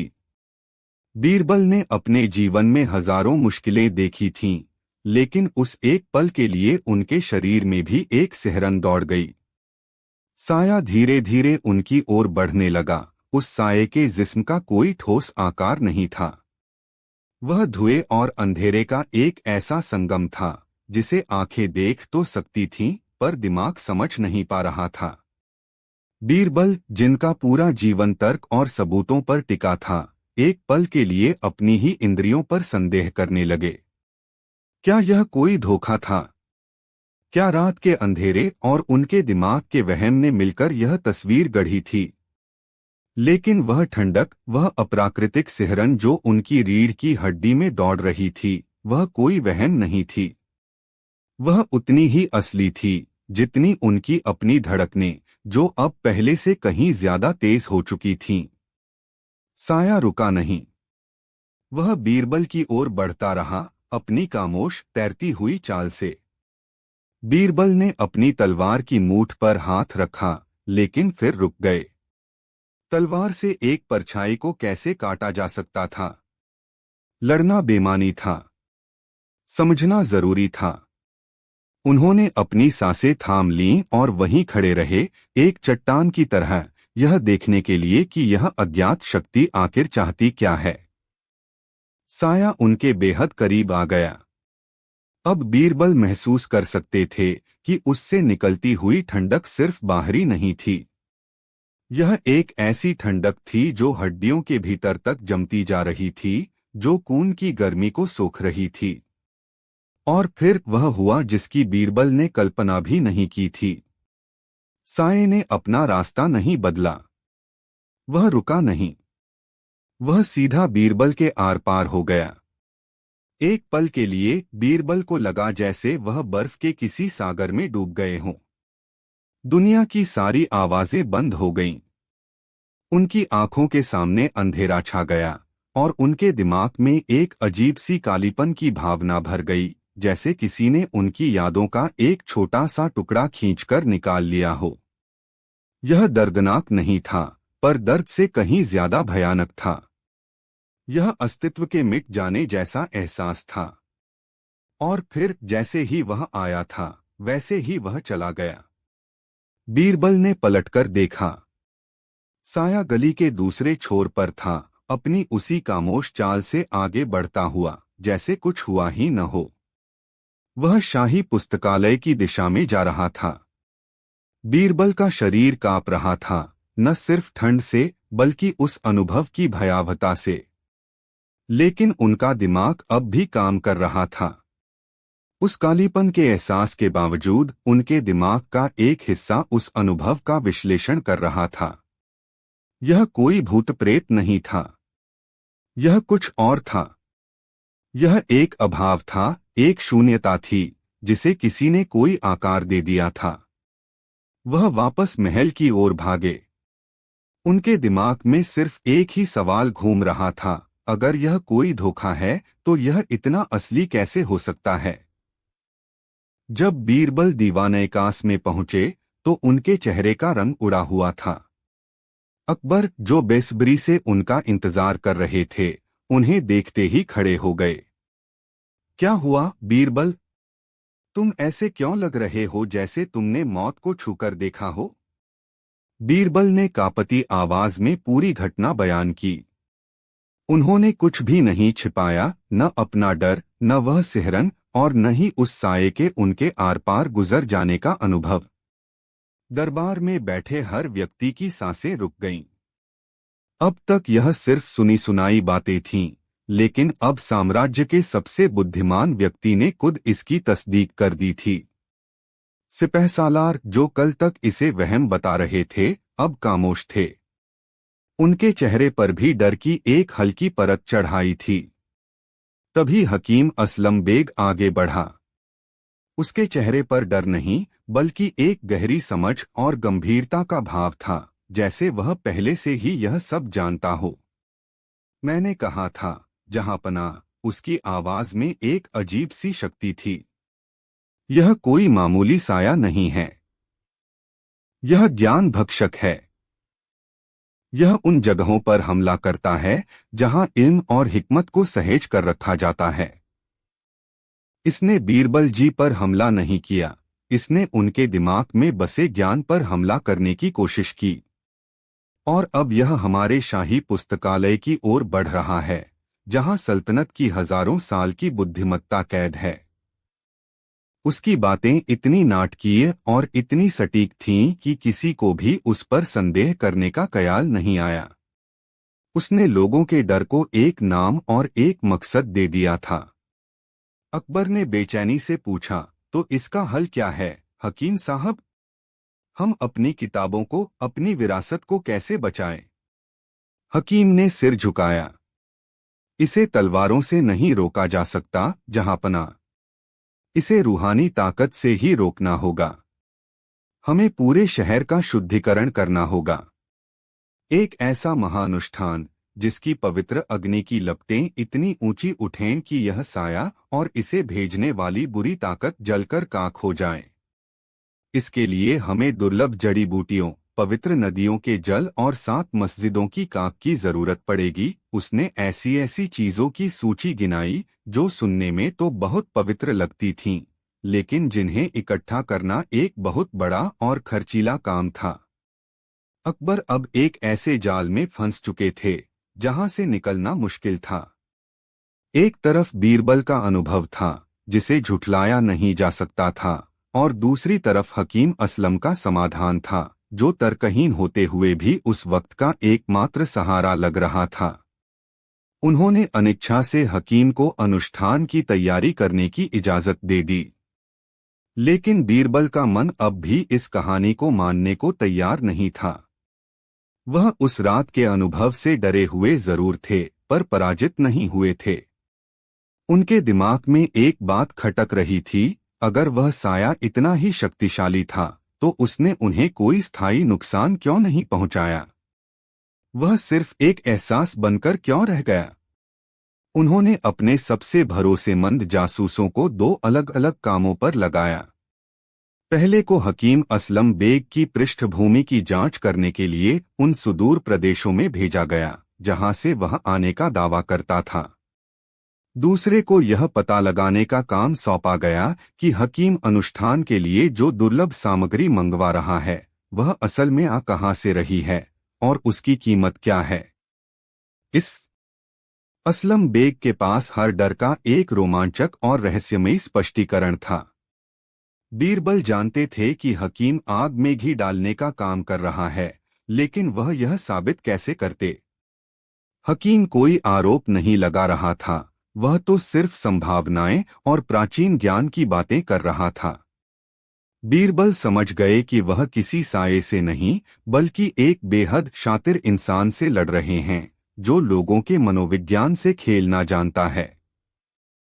हकीम असलम बेग खुद केओस पैदा नहीं कर रहा था, वह तो बस शहर में पहले से मौजूद डर को अपनी मर्जी से हाँक रहा था, जैसे कोई गडरिया अपनी भेड़ों को हाँकता है। एक रात बीरबल ने फैसला किया कि वह खुद उस साये का पीछा करेंगे। उन्होंने एक साधारण सैनिक का भेष धरा और शहर के सबसे सुनसान और कुख्यात इलाके में गश्त करने लगे। रात गहरी और खामोश थी। हवा में एक अजीब सी ठंडक थी। बीरबल की आंखें अंधेरे को भेदने की कोशिश कर रही थीं। घंटों बीत गए, कुछ भी असामान्य नहीं हुआ।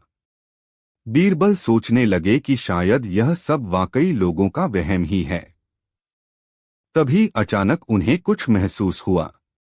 उनके पीछे की गली से एक सरसराहट की आवाज आई।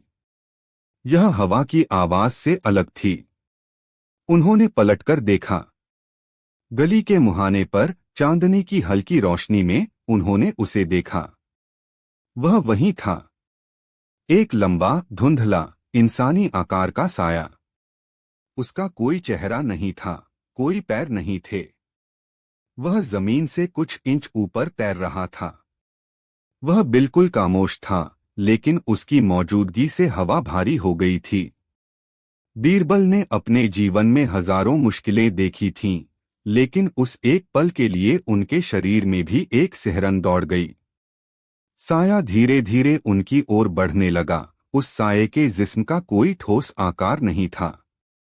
वह धुएं और अंधेरे का एक ऐसा संगम था जिसे आंखें देख तो सकती थीं, पर दिमाग समझ नहीं पा रहा था।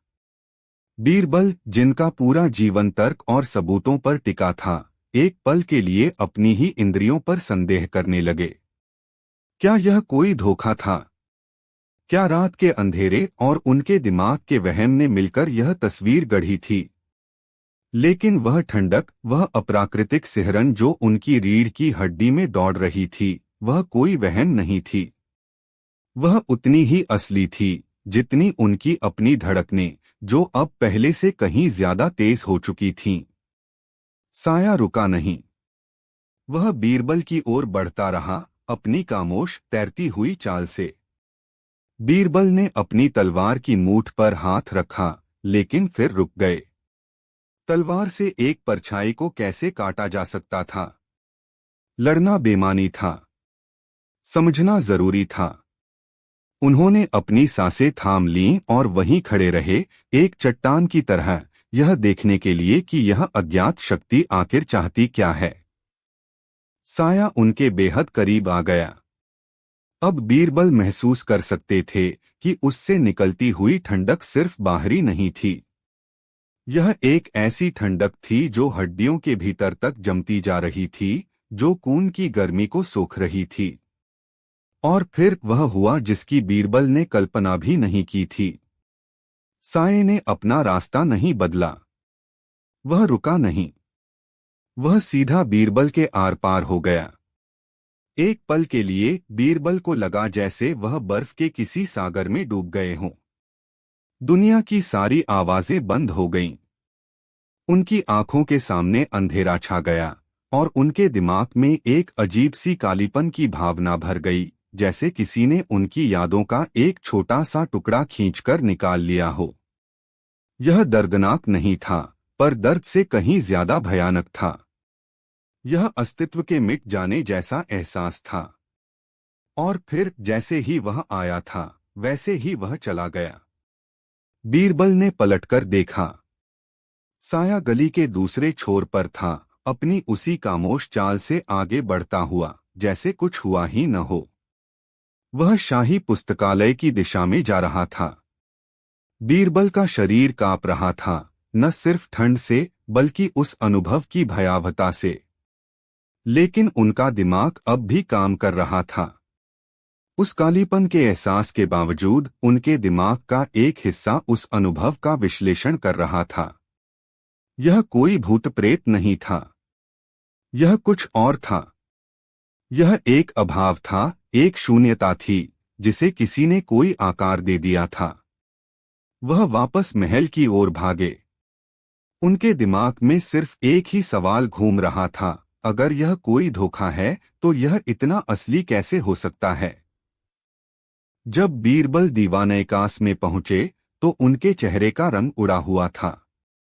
अकबर, जो बेसब्री से उनका इंतजार कर रहे थे, उन्हें देखते ही खड़े हो गए। क्या हुआ बीरबल?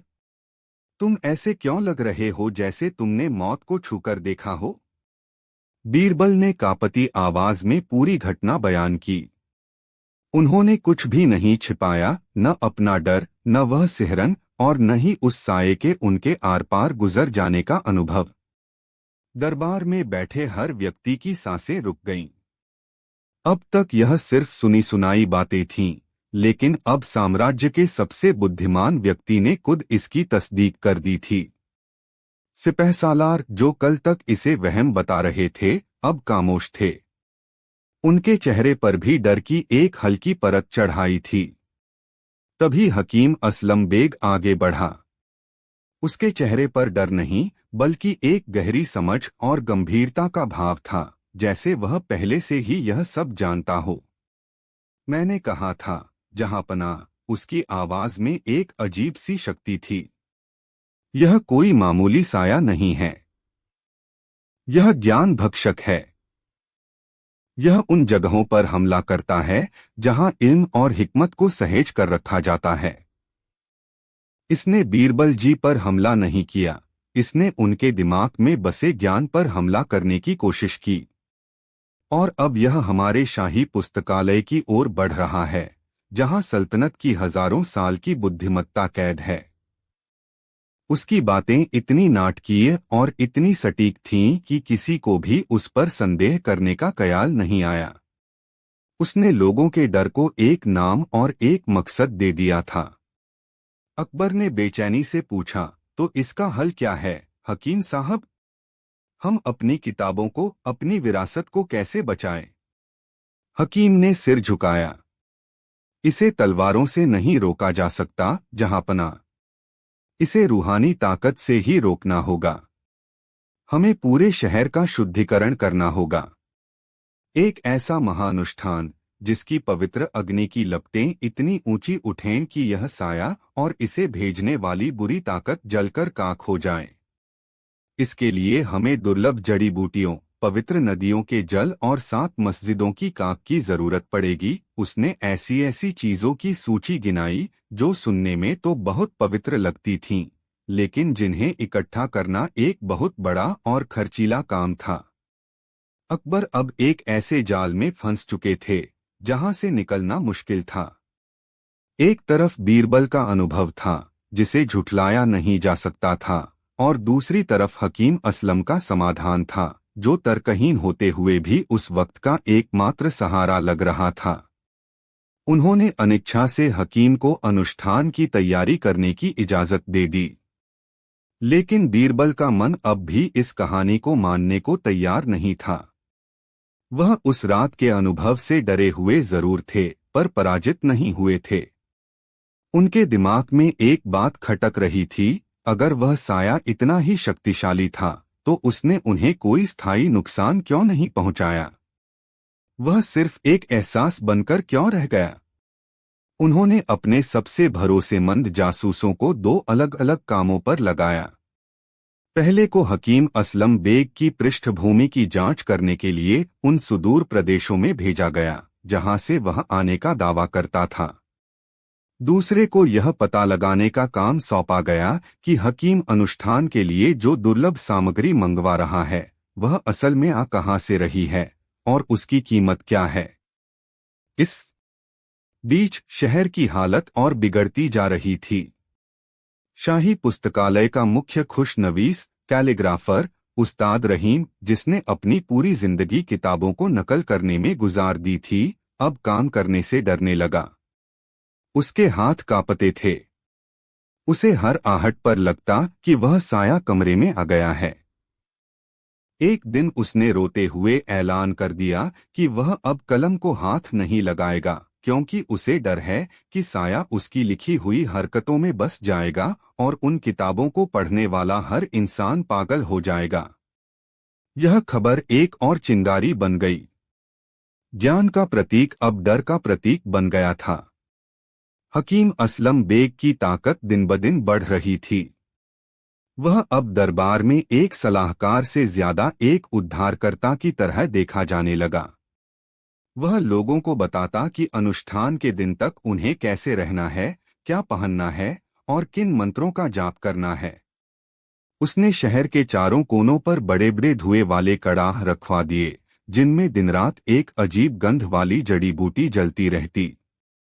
उसने कहा कि यह धुआं एक सुरक्षा कवच बना रहा है, लेकिन उस धुएं ने शहर के माहौल को और भी रहस्यमयी और घुटन भरा बना दिया था।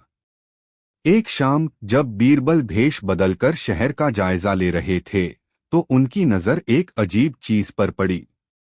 हकीम के लोग शहर के मुख्य चौराहे पर अनुष्ठान के लिए एक विशाल मंच तैयार कर रहे थे। उन्होंने देखा कि वे मंच के चारों ओर बड़े बड़े तांबे के थाल एक कांस कोण पर लगा रहे थे। फिर उन्होंने कुछ पतले रेशम के पर्दे टांगने शुरू किए, जो इतने महीन थे कि हवा में लगभग अदृश्य हो जाते थे। यह किसी पूजा की तैयारी कम और किसी बाजीगर के तमाशे की तैयारी ज्यादा लग रही थी। बीरबल को चीन के उन व्यापारियों की कहानियां याद आईं, जो बताते थे कि कैसे उनके देश में प्रकाश और पर्दों की मदद से छाया नाटक दिखाए जाते हैं, जिसमें परछाइयां इंसानों की तरह हरकत करती हैं। क्या यह सब एक बहुत बड़े पैमाने पर किया जा रहा धोखा था? लेकिन फिर उन्हें वह ठंडक याद आई, वह कालीपन का एहसास। वह सिर्फ प्रकाश का खेल नहीं हो सकता था, उसमें कुछ और भी था। तभी उनका एक जासूस भागा भागा उनके पास पहुंचा। उसके हाथ में एक छोटा सा थैला था। हुजूर, उसने हाफते हुए कहा, हकीम साहब अनुष्ठान के लिए जो पवित्र जड़ी बूटी कंधार से मंगवा रहे हैं, वह असल में हिमालय की पहाड़ियों में उगने वाली एक बहुत ही दुर्लभ बर्फ बूटी है। कहते हैं कि इसे छूने या सूंघने से शरीर में एक बर्फीली सिहरन दौड़ जाती है और दिमाग कुछ देर के लिए सुन्न पड़ जाता है। बीरबल की आंखें चमक उठीं। एक पहेली का हिस्सा जुड़ गया था। वह ठंडक, वह दिमाग का सुन्न हो जाना। यह किसी अलौकिक शक्ति का नहीं, बल्कि एक बूटी का असर हो सकता था। हकीम अपने धुएं वाले कड़ाहों में शायद इसी बूटी का हल्का रूप इस्तेमाल कर रहा था, ताकि शहर में लगातार एक बेचैनी और डर का माहौल बना रहे। लेकिन वह साया, वह तैरता हुआ, आर पार हो जाने वाला आकार, वह सिर्फ एक बूटी से कैसे बन सकता था? उसी रात एक और अनहोनी हुई। शहर के सबसे बड़े अनाज के गोदाम में आग लग गई। जब तक आग बुझाई गई, तब तक हजारों मन अनाज जलकर राख हो चुका था। लोगों ने कसम खाकर कहा कि आग लगने से ठीक पहले उन्होंने उसी साये को गोदाम की छत पर मंडराते देखा था। हकीम असलम बेग ने इसे अपनी बात का सबसे बड़ा सबूत बना दिया। देखा, वह दरबार में चिल्लाया, वह साया अब हमारी जिंदगी की सबसे जरूरी चीज, हमारे भोजन पर हमला कर रहा है। अगर हमने जल्द ही महानुष्ठान नहीं किया, तो यह पूरे आगरा को निगल जाएगा। अब बादशाह अकबर पर दबाव असहनीय हो गया था। प्रजा में भगड़ का माहौल था। उन्होंने बीरबल की तरफ देखा, जिनकी खामोशी उन्हें चुभ रही थी। बीरबल, तुम्हारे पास कोई जवाब है? या हम हकीम के भरोसे ही रहें? बीरबल ने सिर उठाया। उनकी आंखों में अब डर नहीं, बल्कि एक ठंडी फौलादी चमक थी। जहां पनाह, मुझे सिर्फ एक रात और चाहिए। मैं कल सुबह या तो उस साये का सच आपके सामने रख दूंगा, या फिर यह मान लूंगा कि मैं हार गया। उस रात बीरबल ने अपने कुछ सबसे वफादार सैनिकों को साथ लिया और सीधे शाही पुस्तकालय पहुंचे। उन्होंने किसी को कुछ नहीं बताया कि वे क्या करने जा रहे हैं। उन्होंने उस्ताद रहीम को बुलवाया, जो डर के मारे आने को तैयार नहीं थे, लेकिन बीरबल के आश्वासन पर आ गए। उस्ताद, मुझे सल्तनत के नक्शों वाला कमरा खोलकर दिखाइए, बीरबल ने कहा। कमरे के अंदर दीवारों पर आगरा और उसके आसपास के इलाकों के बड़े बड़े नक्शे लगे थे। बीरबल ने एक जलते हुए शमादान को हाथ में लिया और उन नक्शों को बहुत ध्यान से देखने लगे। वह सिर्फ शहर की गलियां और इमारतें नहीं देख रहे थे, वह कुछ और ढूंढ रहे थे। यह क्या है? उन्होंने एक पुराने नक्शे पर एक जगह उंगली रखते हुए पूछा। यह नदी के किनारे शहर के नीचे इन सुरंगों का जाल कैसा है? उस्ताद रहीम ने झुककर देखा। हुजूर, यह तो सदियों पुरानी भूल भुलैया है। कहते हैं कि यह सुल्तानों के समय का गुप्त रास्ता है जो किले को नदी और शहर के अलग अलग हिस्सों से जोड़ता है। लेकिन अब इसका इस्तेमाल कोई नहीं करता। इसके ज्यादातर मुंह बंद हो चुके हैं और यह खतरनाक मानी जाती है। बीरबल ने उस नक्शे को उस जगह के नक्शे से मिलाया जहां अनाज के गोदाम में आग लगी थी। सुरंग का एक सिरा ठीक गोदाम के नीचे खुलता था। फिर उन्होंने उस गली का नक्शा देखा जहां उन्होंने पहली बार साये को देखा था। सुरंग का एक और मुंह उसी गली के पास एक पुराने सूखे कुएं में खुलता था। पूरी तस्वीर अब शीशे की तरह साफ होने लगी थी। साया अलौकिक नहीं था, वह जमीन के नीचे से आ रहा था। लेकिन उसे बना कौन रहा था और कैसे, यह राज अब भी उन सुरंगों के अंधेरे में कैद था। हमें अभी इसी वक्त उन सुरंगों में जाना होगा, बीरबल ने दृढ़ता से कहा। उनके सैनिक एक दूसरे का मुंह देखने लगे। उन खतरनाक अनजानी सुरंगों में जाना मौत को दावत देने जैसा था। लेकिन बीरबल का फैसला अटल था। मशालें जलाई गईं, तलवारें खींच ली गईं और वे उस सूखे कुएं की ओर बढ़ चले जो आगरा के नीचे फैले एक गहरे और खतरनाक राज का दरवाजा था। बीच शहर की हालत और बिगड़ती जा रही थी। शाही पुस्तकालय का मुख्य खुशनवीस कैलीग्राफर उस्ताद रहीम, जिसने अपनी पूरी जिंदगी किताबों को नकल करने में गुजार दी थी, अब काम करने से डरने लगा। उसके हाथ कांपते थे। उसे हर आहट पर लगता कि वह साया कमरे में आ गया है। एक दिन उसने रोते हुए ऐलान कर दिया कि वह अब कलम को हाथ नहीं लगाएगा, क्योंकि उसे डर है कि साया उसकी लिखी हुई हरकतों में बस जाएगा और उन किताबों को पढ़ने वाला हर इंसान पागल हो जाएगा। यह खबर एक और चिंगारी बन गई। ज्ञान का प्रतीक अब डर का प्रतीक बन गया था। हकीम असलम बेग की ताकत दिन ब दिन बढ़ रही थी। वह अब दरबार में एक सलाहकार से ज्यादा एक उद्धारकर्ता की तरह देखा जाने लगा। वह लोगों को बताता कि अनुष्ठान के दिन तक उन्हें कैसे रहना है, क्या पहनना है और किन मंत्रों का जाप करना है। उसने शहर के चारों कोनों पर बड़े बड़े धुएं वाले कड़ाह रखवा दिए, जिनमें दिन रात एक अजीब गंध वाली जड़ी बूटी जलती रहती।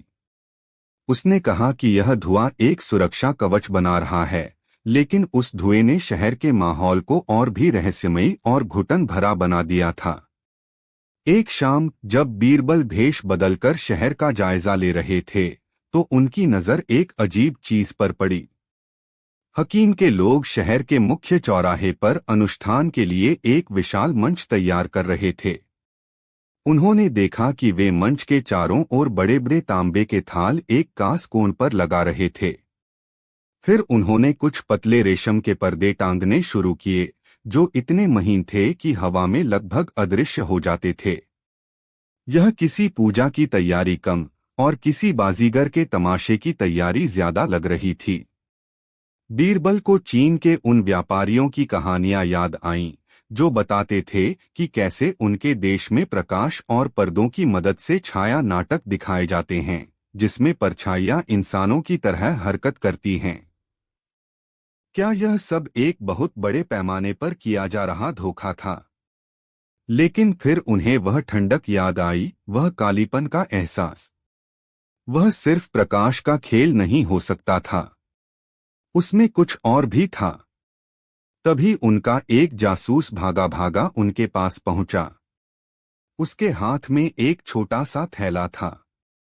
हुजूर, उसने हाफते हुए कहा, हकीम साहब अनुष्ठान के लिए जो पवित्र जड़ी बूटी कंधार से मंगवा रहे हैं, वह असल में हिमालय की पहाड़ियों में उगने वाली एक बहुत ही दुर्लभ बर्फ बूटी है। कहते हैं कि इसे छूने या सूंघने से शरीर में एक बर्फीली सिहरन दौड़ जाती है और दिमाग कुछ देर के लिए सुन्न पड़ जाता है। बीरबल की आंखें चमक उठीं। एक पहेली का हिस्सा जुड़ गया था। वह ठंडक, वह दिमाग का सुन्न हो जाना।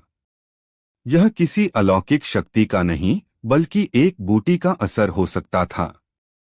हकीम अपने धुएं वाले कड़ाहों में शायद इसी बूटी का हल्का रूप इस्तेमाल कर रहा था, ताकि शहर में लगातार एक बेचैनी और डर का माहौल बना रहे।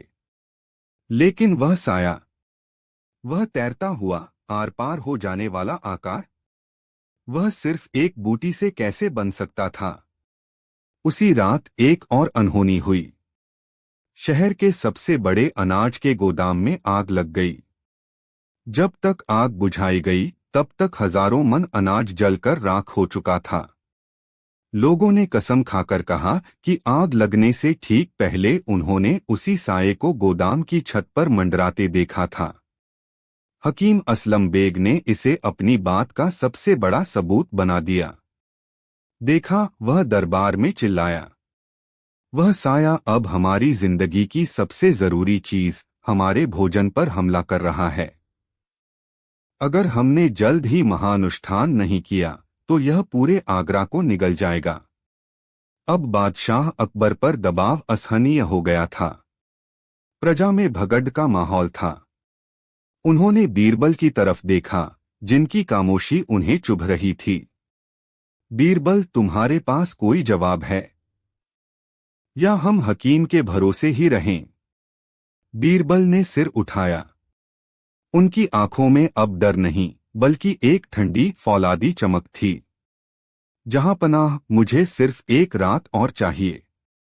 मैं कल सुबह या तो उस साये का सच आपके सामने रख दूंगा, या फिर यह मान लूंगा कि मैं हार गया। उस रात बीरबल ने अपने कुछ सबसे वफादार सैनिकों को साथ लिया और सीधे शाही पुस्तकालय पहुंचे। उन्होंने किसी को कुछ नहीं बताया कि वे क्या करने जा रहे हैं। उन्होंने उस्ताद रहीम को बुलवाया, जो डर के मारे आने को तैयार नहीं थे, लेकिन बीरबल के आश्वासन पर आ गए। उस्ताद, मुझे सल्तनत के नक्शों वाला कमरा खोलकर दिखाइए, बीरबल ने कहा। कमरे के अंदर दीवारों पर आगरा और उसके आसपास के इलाकों के बड़े बड़े नक्शे लगे थे। बीरबल ने एक जलते हुए शमादान को हाथ में लिया और उन नक्शों को बहुत ध्यान से देखने लगे। वह सिर्फ शहर की गलियां और इमारतें नहीं देख रहे थे, वह कुछ और ढूंढ रहे थे। यह क्या है? उन्होंने एक पुराने नक्शे पर एक जगह उंगली रखते हुए पूछा। यह नदी के किनारे शहर के नीचे इन सुरंगों का जाल कैसा है? उस्ताद रहीम ने झुककर देखा। हुजूर, यह तो सदियों पुरानी भूल भुलैया है। कहते हैं कि यह सुल्तानों के समय का गुप्त रास्ता है, जो किले को नदी और शहर के अलग अलग हिस्सों से जोड़ता है। लेकिन अब इसका इस्तेमाल कोई नहीं करता। इसके ज्यादातर मुंह बंद हो चुके हैं और यह खतरनाक मानी जाती है। बीरबल ने उस नक्शे को उस जगह के नक्शे से मिलाया जहां अनाज के गोदाम में आग लगी थी। सुरंग का एक सिरा ठीक गोदाम के नीचे खुलता था। फिर उन्होंने उस गली का नक्शा देखा जहां उन्होंने पहली बार साये को देखा था। सुरंग का एक और मुंह उसी गली के पास एक पुराने सूखे कुएं में खुलता था। पूरी तस्वीर अब शीशे की तरह साफ होने लगी थी। साया अलौकिक नहीं था, वह जमीन के नीचे से आ रहा था। लेकिन उसे बना कौन रहा था और कैसे, यह राज अब भी उन सुरंगों के अंधेरे में कैद था। हमें अभी इसी वक्त उन सुरंगों में जाना होगा, बीरबल ने दृढ़ता से कहा। उनके सैनिक एक दूसरे का मुंह देखने लगे। उन खतरनाक अनजानी सुरंगों में जाना मौत को दावत देने जैसा था। लेकिन बीरबल का फैसला अटल था। मशालें जलाई गईं, तलवारें खींच ली गईं और वे उस सूखे कुएं की ओर बढ़ चले जो आगरा के नीचे फैले एक गहरे और खतरनाक राज का दरवाजा था। सूखे कुएं का मुंह काई लगी ईंटों और जंगली झाड़ियों से घिरा हुआ था, जैसे प्रकृति खुद इस रहस्य पर पर्दा डालने की कोशिश कर रही हो। हवा में एक सीलन भरी सड़ी हुई गंध थी जो सदियों से बंद पड़ी हवा की थी। सैनिकों ने रस्सियों के सहारे एक एक करके नीचे उतरना शुरू किया। बीरबल आखिर में उतरे। जैसे ही उनके पैर सुरंग की ठंडी गीली जमीन पर पड़े, ऊपर की दुनिया की सारी आवाजें जैसे एक झटके में बंद हो गईं। यहाँ एक अलग ही किस्म की खामोशी थी, भारी, दमनकारी और जिंदा। मशालों की कापती हुई रोशनी दीवारों पर अजीबोगरीब आकृतियां बना रही थी, जो किसी भी पल हरकत में आ सकती थीं। सुरंगें उम्मीद से कहीं ज्यादा चौड़ी थीं। दो घुड़सवार आराम से अगल-बगल चल सकते थे। दीवारें कटे हुए पत्थरों से बनी थीं, जो यह बताती थीं कि इन्हें बनाने में कितनी मेहनत और योजना लगी होगी। यह कोई साधारण गुप्त रास्ता नहीं था, यह शहर के नीचे बसा एक और शहर था। जगह जगह पर दूसरी सुरंगें आकर मिलती थीं, जिससे एक ऐसा जाल बनता था जिसमें कोई भी अनजान व्यक्ति मिनटों में खो सकता था। बीरबल ने उस्ताद रहीम से हासिल किए नक्शे को दिमाग में बैठा लिया था। उन्होंने अपने सैनिकों को बिना कोई आवाज किए एक खास दिशा में आगे बढ़ने का इशारा किया। उनका लक्ष्य वह सिरा था जो शाही पुस्तकालय के नीचे खुलता था। उनके जूते कीचड़ और पानी में धंस रहे थे, जिससे छपाक छपाक की धीमी आवाजें उस खामोशी को चीर रही थीं। जैसे जैसे वे आगे बढ़ते गए, उन्हें कुछ अजीब चीजें दिखाई देने लगीं। दीवारों पर जगह जगह तांबे की पतली चादरें लगाई गई थीं, जो मशाल की रोशनी में चमक उठती थीं। जमीन पर कुछ कुछ दूरी पर कांच के बड़े बड़े टुकड़े एक खास कोण पर रखे हुए थे। यह सब बहुत बेतरतीब लग रहा था, लेकिन बीरबल जानते थे कि इस बेतरतीबी में ही कोई तरकीब छिपी हुई है। तभी एक सैनिक ने फुसफुसाकर बीरबल का ध्यान खींचा। सुरंग की छत से, जहां हवा आने के लिए एक छोटा सा झरोखा बना था, एक पतली, लगभग अदृश्य रेशम की डोरी लटक रही थी। बीरबल ने मशाल ऊंची करके देखा। उस डोरी के सिरे पर एक छोटा, तराशा हुआ शीशा बंधा था, जो हवा के हल्के से झोंके से भी धीरे धीरे घूम रहा था। बीरबल के दिमाग में बिजली कौंध गई। छाया नाटक, प्रकाश शीशे और पर्दे। लेकिन यह सिर्फ आधा सच था। वह साया इतना वास्तविक कैसे लग सकता था? और वह ठंडक। वे और आगे बढ़े। अब उन्हें एक धीमी, गुनगुनाने जैसी आवाज सुनाई देने लगी। यह किसी इंसान की आवाज नहीं थी, बल्कि जैसे कई सारे पतंगे एक साथ अपने पंख फड़फड़ा रहे हों। आवाज एक बड़ी गुफा जैसी जगह से आ रही थी, जहां कई सुरंगें आकर मिलती थीं। बीरबल ने सैनिकों को रुकने का इशारा किया और कुछ दीवार की आड़ लेकर आगे बढ़े। उन्होंने जो देखा वह किसी जादूगर के कारखाने जैसा था। उस गुफा के बीचों बीच एक बड़ा सा चबूतरा था। उस पर एक अजीब सी मशीन रखी हुई थी। वह लकड़ी, चमड़े और कांसे के तारों से बनी थी। उसके केंद्र में एक बड़ा सा गोल आईना लगा था। मशीन के चारों ओर बड़े बड़े कड़ाहों में वही बर्फ बूटी धीमी आंच पर सुलग रही थी, जिसका धुआं एक पतली धारा बनकर मशीन की ओर जा रहा था। और उस मशीन को चला रहे थे हकीम असलम बेग के कुछ चेले। लेकिन सबसे हैरान करने वाली चीज वह नहीं थी। उस चबूतरे के ऊपर छत से एक बड़ा, काले कपड़े का पुतला लटका हुआ था। उसका आकार बिल्कुल वैसा ही था जैसा उस साये का था, लंबा, पतला, बिना चेहरे और पैरों के। बीरबल पूरी साजिश समझ गए। यह एक बेहद जटिल और शातिर योजना थी। मशीन उस बर्फ बूटी के धुएं को ठंडा करके एक जगह केंद्रित करती थी।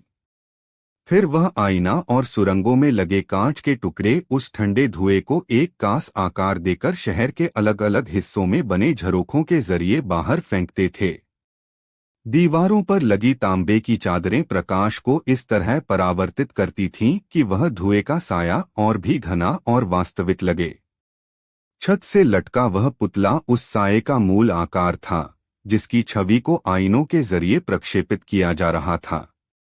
यह विज्ञान, मनोविज्ञान और धोखे का एक ऐसा घातक मिश्रण था, जिसकी कल्पना भी कोई नहीं कर सकता था।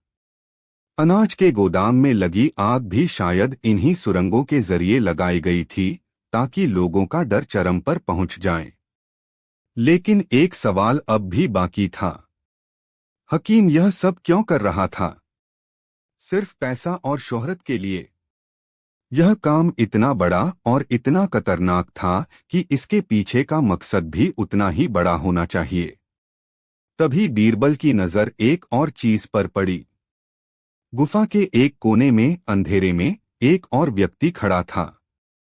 वह चेले की तरह काम नहीं कर रहा था, बल्कि सब कुछ देख रहा था। उसके कपड़े शाही थे और उसके चेहरे पर एक अजीब सी कुटिल मुस्कान थी। जब उसने अपना चेहरा मशाल की रोशनी की ओर घुमाया तो बीरबल के पैरों तले जमीन खिसक गई।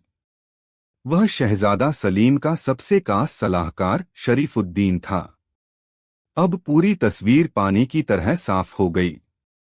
यह सिर्फ एक शहर को डराने की साजिश नहीं थी। यह तख्त पर कब्जा करने की एक गहरी और खतरनाक साजिश थी। योजना यह थी कि शहर में इतना डर और अराजकता फैला दी जाए कि लोग बादशाह अकबर के शासन पर सवाल उठाने लगें। हकीम असलम बेग लोगों को यह यकीन दिलाता कि बादशाह अपनी प्रजा को बुरी ताकतों से बचाने में नाकाम हो रहे हैं। फिर सही समय पर शहजादा सलीम के लोग एक चमत्कार करके या हकीम के महानुष्ठान के जरिए इस साये का अंत कर देते, जिससे सलीम एक नायक और उद्धारकर्ता के रूप में उभरते।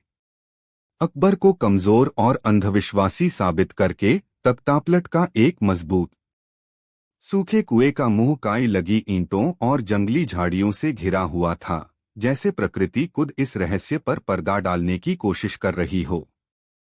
हवा में एक सीलन भरी सड़ी हुई गंध थी जो सदियों से बंद पड़ी हवा की थी।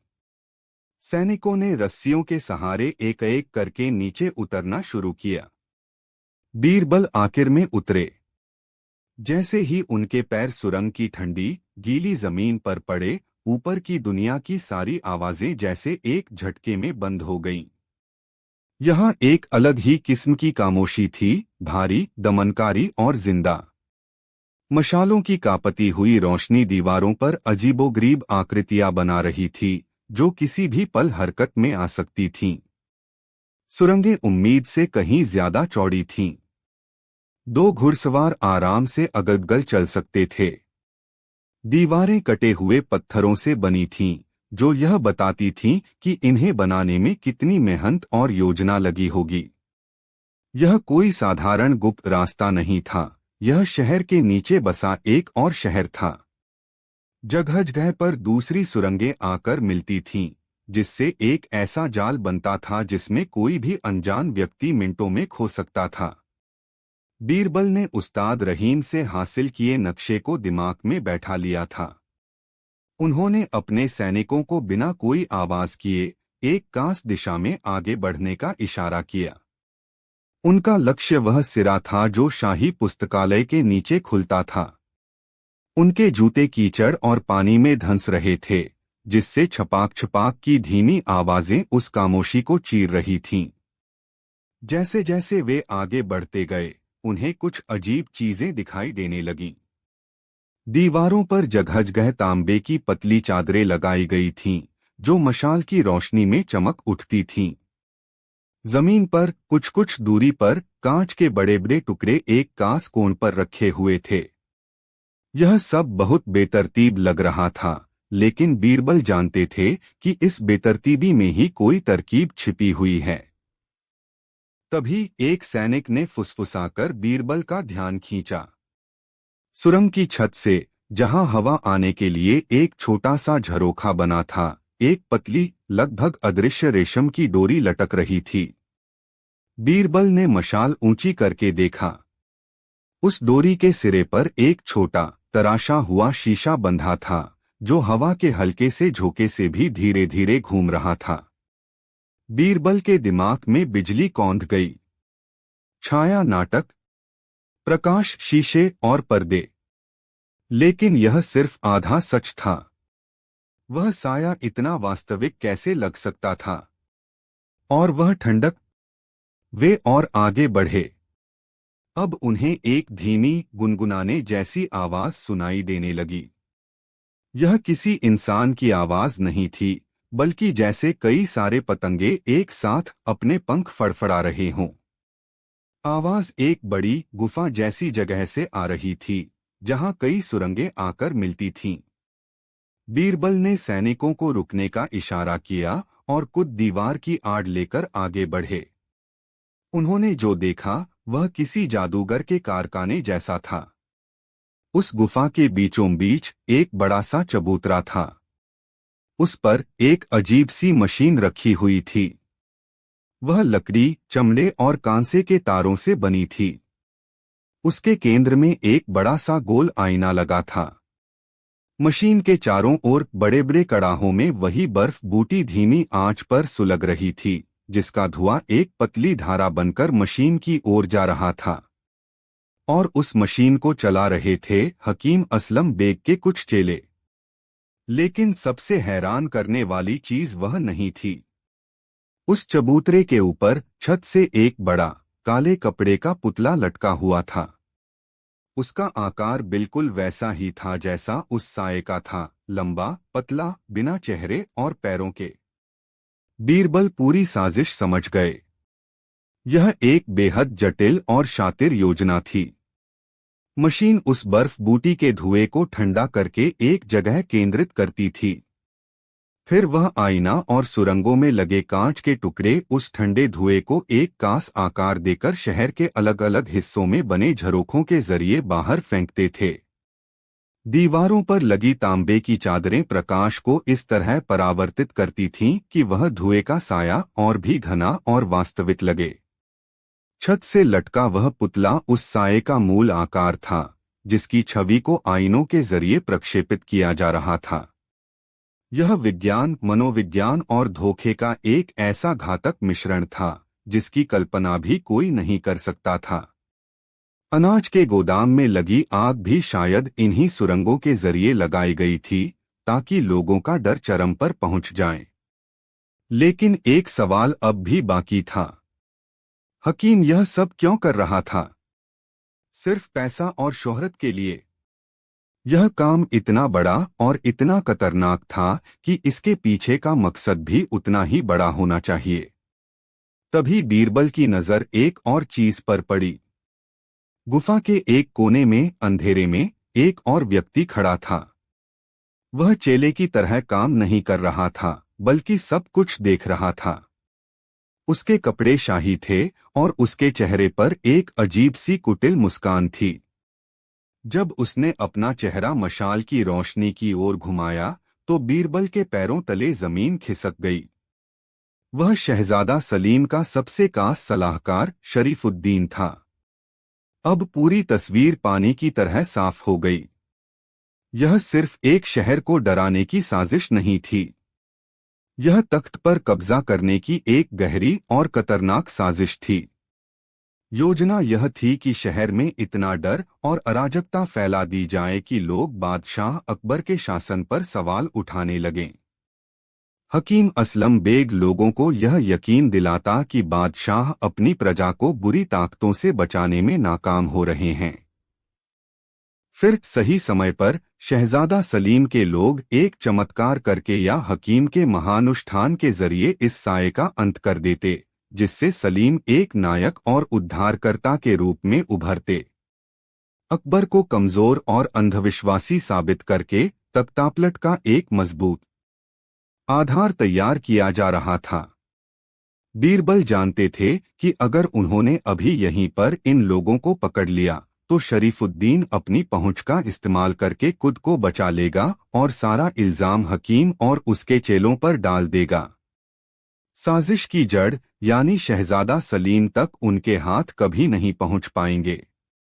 उन्हें सबूत चाहिए थे, ऐसे सबूत जो सीधे शहजादे की तरफ इशारा करें। उन्होंने अपने सैनिकों को पीछे हटने का इशारा किया। उन्हें इस खेल को इसके अंत तक खेलने देना होगा। उन्हें हकीम के महानुष्ठान का इंतजार करना होगा, क्योंकि बीरबल को यकीन था कि साजिश का सबसे बड़ा पर्दाफाश उसी मंच पर होगा। जब बीरबल सुरंगों से बाहर निकले तो सुबह की पहली किरण आसमान में फैल रही थी। शहर अब भी उस रहस्यमय धुएं की चादर में लिपटा हुआ था, लेकिन बीरबल के लिए अब इस धुएं का कोई मतलब नहीं रह गया था। वह अब डर का नहीं, धोखे का प्रतीक था। वह सीधे महल पहुंचे। अकबर रात भर नहीं सोए थे। क्या पता चला? बीरबल, उन्होंने उम्मीद और डर के मिलेजुले भाव से पूछा। बीरबल ने सिर झुकाया। जहां पनाह, साया असली है पर अलौकिक नहीं। और दुश्मन हमसे कहीं ज्यादा करीब है जितना हम सोच सकते हैं। उन्होंने सुरंगों की कहानी नहीं बताई। उन्होंने सिर्फ इतना कहा, आप हकीम को उसका अनुष्ठान करने दीजिए। मैं आपसे वादा करता हूं कि कल शाम जब सूरज ढलेगा तो आगरा के लोग न सिर्फ उस साये का सच देखेंगे बल्कि उसके पीछे छिपे चेहरों को भी पहचानेंगे। लेकिन इसके लिए आपको मुझ पर पूरा भरोसा करना होगा और मेरे हर निर्देश का पालन करना होगा, चाहे वह कितना भी अजीब क्यों न लगे। अकबर ने बीरबल की आंखों में देखा। उनमें एक ऐसी दृढ़ता थी जिसे कोई नहीं झुका सकता था। ठीक है बीरबल, उन्होंने कहा, कल का दिन तुम्हारे हवाले। अगले दिन पूरे शहर में महानुष्ठान की तैयारी जोर शोर से चल रही थी। मुख्य चौराहे पर बना मंच फूलों और रेशमी पर्दों से सजाया गया था। लोगों की भीड़ सुबह से ही जमा होने लगी थी। हर चेहरे पर डर और उम्मीद का मिलाजुला भाव था। आज उनकी किस्मत का फैसला होने वाला था। हकीम असलम बेग शाही पोशाक में मंच पर आया। उसका चेहरा आत्मविश्वास से दमक रहा था। उसने अपने भाषण की शुरुआत की, लोगों को बताया कि कैसे उसकी पवित्र शक्तियों से आज बुराई का अंत होगा। उसकी आवाज में वही सम्मोहन था और लोग मंत्रमुग्ध होकर उसे सुन रहे थे। बादशाह अकबर और उनके सभी दरबारी भी मंच के पास बने एक विशेष शामियाने में बैठे थे। शहजादा सलीम और उसका सलाहकार शरीफुद्दीन भी वहां मौजूद थे। शरीफुद्दीन के चेहरे पर एक विजी मुस्कान थी। उसे लग रहा था कि उसकी योजना काम कर गई है। बीरबल कहीं नजर नहीं आ रहे थे। जैसे ही सूरज ढलने लगा और अंधेरा घना होने लगा, हकीम ने अनुष्ठान का सबसे महत्वपूर्ण चरण शुरू किया। उसने एक बड़े से हवन कुंड में आग जलाई जिसकी लपटें आसमान छूने लगीं। उसने जोर जोर से मंत्र पढ़ने शुरू किए। माहौल में एक अजीब सा तनाव भर गया था। और तभी वह हुआ। मंच के ठीक पीछे एक इमारत की छत पर वह साया प्रकट हुआ। वह पहले से कहीं ज्यादा बड़ा, ज्यादा घना और ज्यादा खतरनाक लग रहा था। भीड़ में चीख पुकार मच गई। लोग इधर उधर भागने लगे। हकीम असलम बेग मुस्कुराया। यह उसकी योजना का हिस्सा था। वह साये को अपनी पूरी भयावहता के साथ बुलाएगा और फिर उसे हराकर नायक बन जाएगा। उसने अपनी आवाज और ऊंची कर दी, जैसे वह उस साये को चुनौती दे रहा हो। लेकिन फिर कुछ ऐसा हुआ जिसकी उम्मीद किसी को नहीं थी। उस एक साये के बगल में एक और साया प्रकट हुआ। फिर एक और फिर एक और। देखते ही देखते दर्जनों साये शहर की छतों पर मंडराने लगे, जैसे कोई अंधेरे की सेना आगरा पर हमला करने आ गई हो। हकीम का चेहरा पीला पड़ गया। यह उसकी योजना में नहीं था। उसने सिर्फ एक साया बनाया था। यह बाकी सब कहां से आ गए? भीड़ का डर अब दहशत में बदल चुका था। यहां तक कि शरीफुद्दीन की विजी मुस्कान भी गायब हो गई थी। उसके दिमाग में भी एक ही सवाल था, अगर यह सब हमारा किया धरा है तो फिर ये दूसरे साये कौन चला रहा है? तभी बादशाह अकबर के ठीक पीछे शामियाने के अंधेरे से बीरबल बाहर निकले। उनके हाथ में कोई तलवार नहीं थी, बल्कि एक छोटा सा गोल आईना था। उन्होंने मुस्कुराते हुए उस आईने को हकीम के मंच की ओर घुमाया, जहां तांबे के बड़े बड़े थाल लगे हुए थे। आधार तैयार किया जा रहा था। बीरबल जानते थे कि अगर उन्होंने अभी यहीं पर इन लोगों को पकड़ लिया तो शरीफुद्दीन अपनी पहुंच का इस्तेमाल करके खुद को बचा लेगा और सारा इल्जाम हकीम और उसके चेलों पर डाल देगा। साजिश की जड़ यानी शहजादा सलीम तक उनके हाथ कभी नहीं पहुंच पाएंगे। उन्हें सबूत चाहिए थे, ऐसे सबूत जो सीधे शहजादे की तरफ इशारा करें। उन्होंने अपने सैनिकों को पीछे हटने का इशारा किया। उन्हें इस खेल को इसके अंत तक खेलने देना होगा। उन्हें हकीम के महानुष्ठान का इंतजार करना होगा, क्योंकि बीरबल को यकीन था कि साजिश का सबसे बड़ा पर्दाफाश उसी मंच पर होगा। जब बीरबल सुरंगों से बाहर निकले तो सुबह की पहली किरण आसमान में फैल रही थी। शहर अब भी उस रहस्यमय धुएं की चादर में लिपटा हुआ था, लेकिन बीरबल के लिए अब इस धुएं का कोई मतलब नहीं रह गया था। वह अब डर का नहीं, धोखे का प्रतीक था। वह सीधे महल पहुंचे। अकबर रात भर नहीं सोए थे। क्या पता चला? बीरबल, उन्होंने उम्मीद और डर के मिलेजुले भाव से पूछा। बीरबल ने सिर झुकाया। जहां पनाह साया असली है, पर अलौकिक नहीं। और दुश्मन हमसे कहीं ज्यादा करीब है, जितना हम सोच सकते हैं। उन्होंने सुरंगों की कहानी नहीं बताई। उन्होंने सिर्फ इतना कहा, आप हकीम को उसका अनुष्ठान करने दीजिए। मैं आपसे वादा करता हूं कि कल शाम जब सूरज ढलेगा तो आगरा के लोग न सिर्फ उस साये का सच देखेंगे, बल्कि उसके पीछे छिपे चेहरों को भी पहचानेंगे। लेकिन इसके लिए आपको मुझ पर पूरा भरोसा करना होगा और मेरे हर निर्देश का पालन करना होगा, चाहे वह कितना भी अजीब क्यों न लगे। अकबर ने बीरबल की आंखों में देखा। उनमें एक ऐसी दृढ़ता थी जिसे कोई नहीं झुका सकता था। ठीक है बीरबल, उन्होंने कहा, कल का दिन तुम्हारे हवाले। अगले दिन पूरे शहर में महानुष्ठान की तैयारी जोर शोर से चल रही थी। मुख्य चौराहे पर बना मंच फूलों और रेशमी पर्दों से सजाया गया था। लोगों की भीड़ सुबह से ही जमा होने लगी थी। हर चेहरे पर डर और उम्मीद का मिलाजुला भाव था। आज उनकी किस्मत का फैसला होने वाला था। हकीम असलम बेग शाही पोशाक में मंच पर आया। उसका चेहरा आत्मविश्वास से दमक रहा था। उसने अपने भाषण की शुरुआत की, लोगों को बताया कि कैसे उसकी पवित्र शक्तियों से आज बुराई का अंत होगा। उसकी आवाज में वही सम्मोहन था और लोग मंत्रमुग्ध होकर उसे सुन रहे थे। बादशाह अकबर और उनके सभी दरबारी भी मंच के पास बने एक विशेष शामियाने में बैठे थे। शहजादा सलीम और उसका सलाहकार शरीफुद्दीन भी वहां मौजूद थे। शरीफुद्दीन के चेहरे पर एक विजी मुस्कान थी। उसे लग रहा था कि उसकी योजना काम कर गई है। बीरबल कहीं नजर नहीं आ रहे थे। जैसे ही सूरज ढलने लगा और अंधेरा घना होने लगा, हकीम ने अनुष्ठान का सबसे महत्वपूर्ण चरण शुरू किया। उसने एक बड़े से हवन कुंड में आग जलाई, जिसकी लपटें आसमान छूने लगीं। उसने जोर जोर से मंत्र पढ़ने शुरू किए। माहौल में एक अजीब सा तनाव भर गया था। और तभी वह हुआ।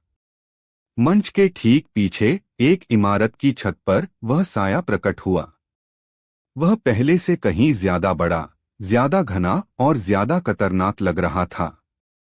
भीड़ में चीख पुकार मच गई। लोग इधर उधर भागने लगे। हकीम असलम बेग मुस्कुराया। यह उसकी योजना का हिस्सा था। वह साये को अपनी पूरी भयावहता के साथ बुलाएगा और फिर उसे हराकर नायक बन जाएगा। उसने अपनी आवाज और ऊंची कर दी, जैसे वह उस साये को चुनौती दे रहा हो।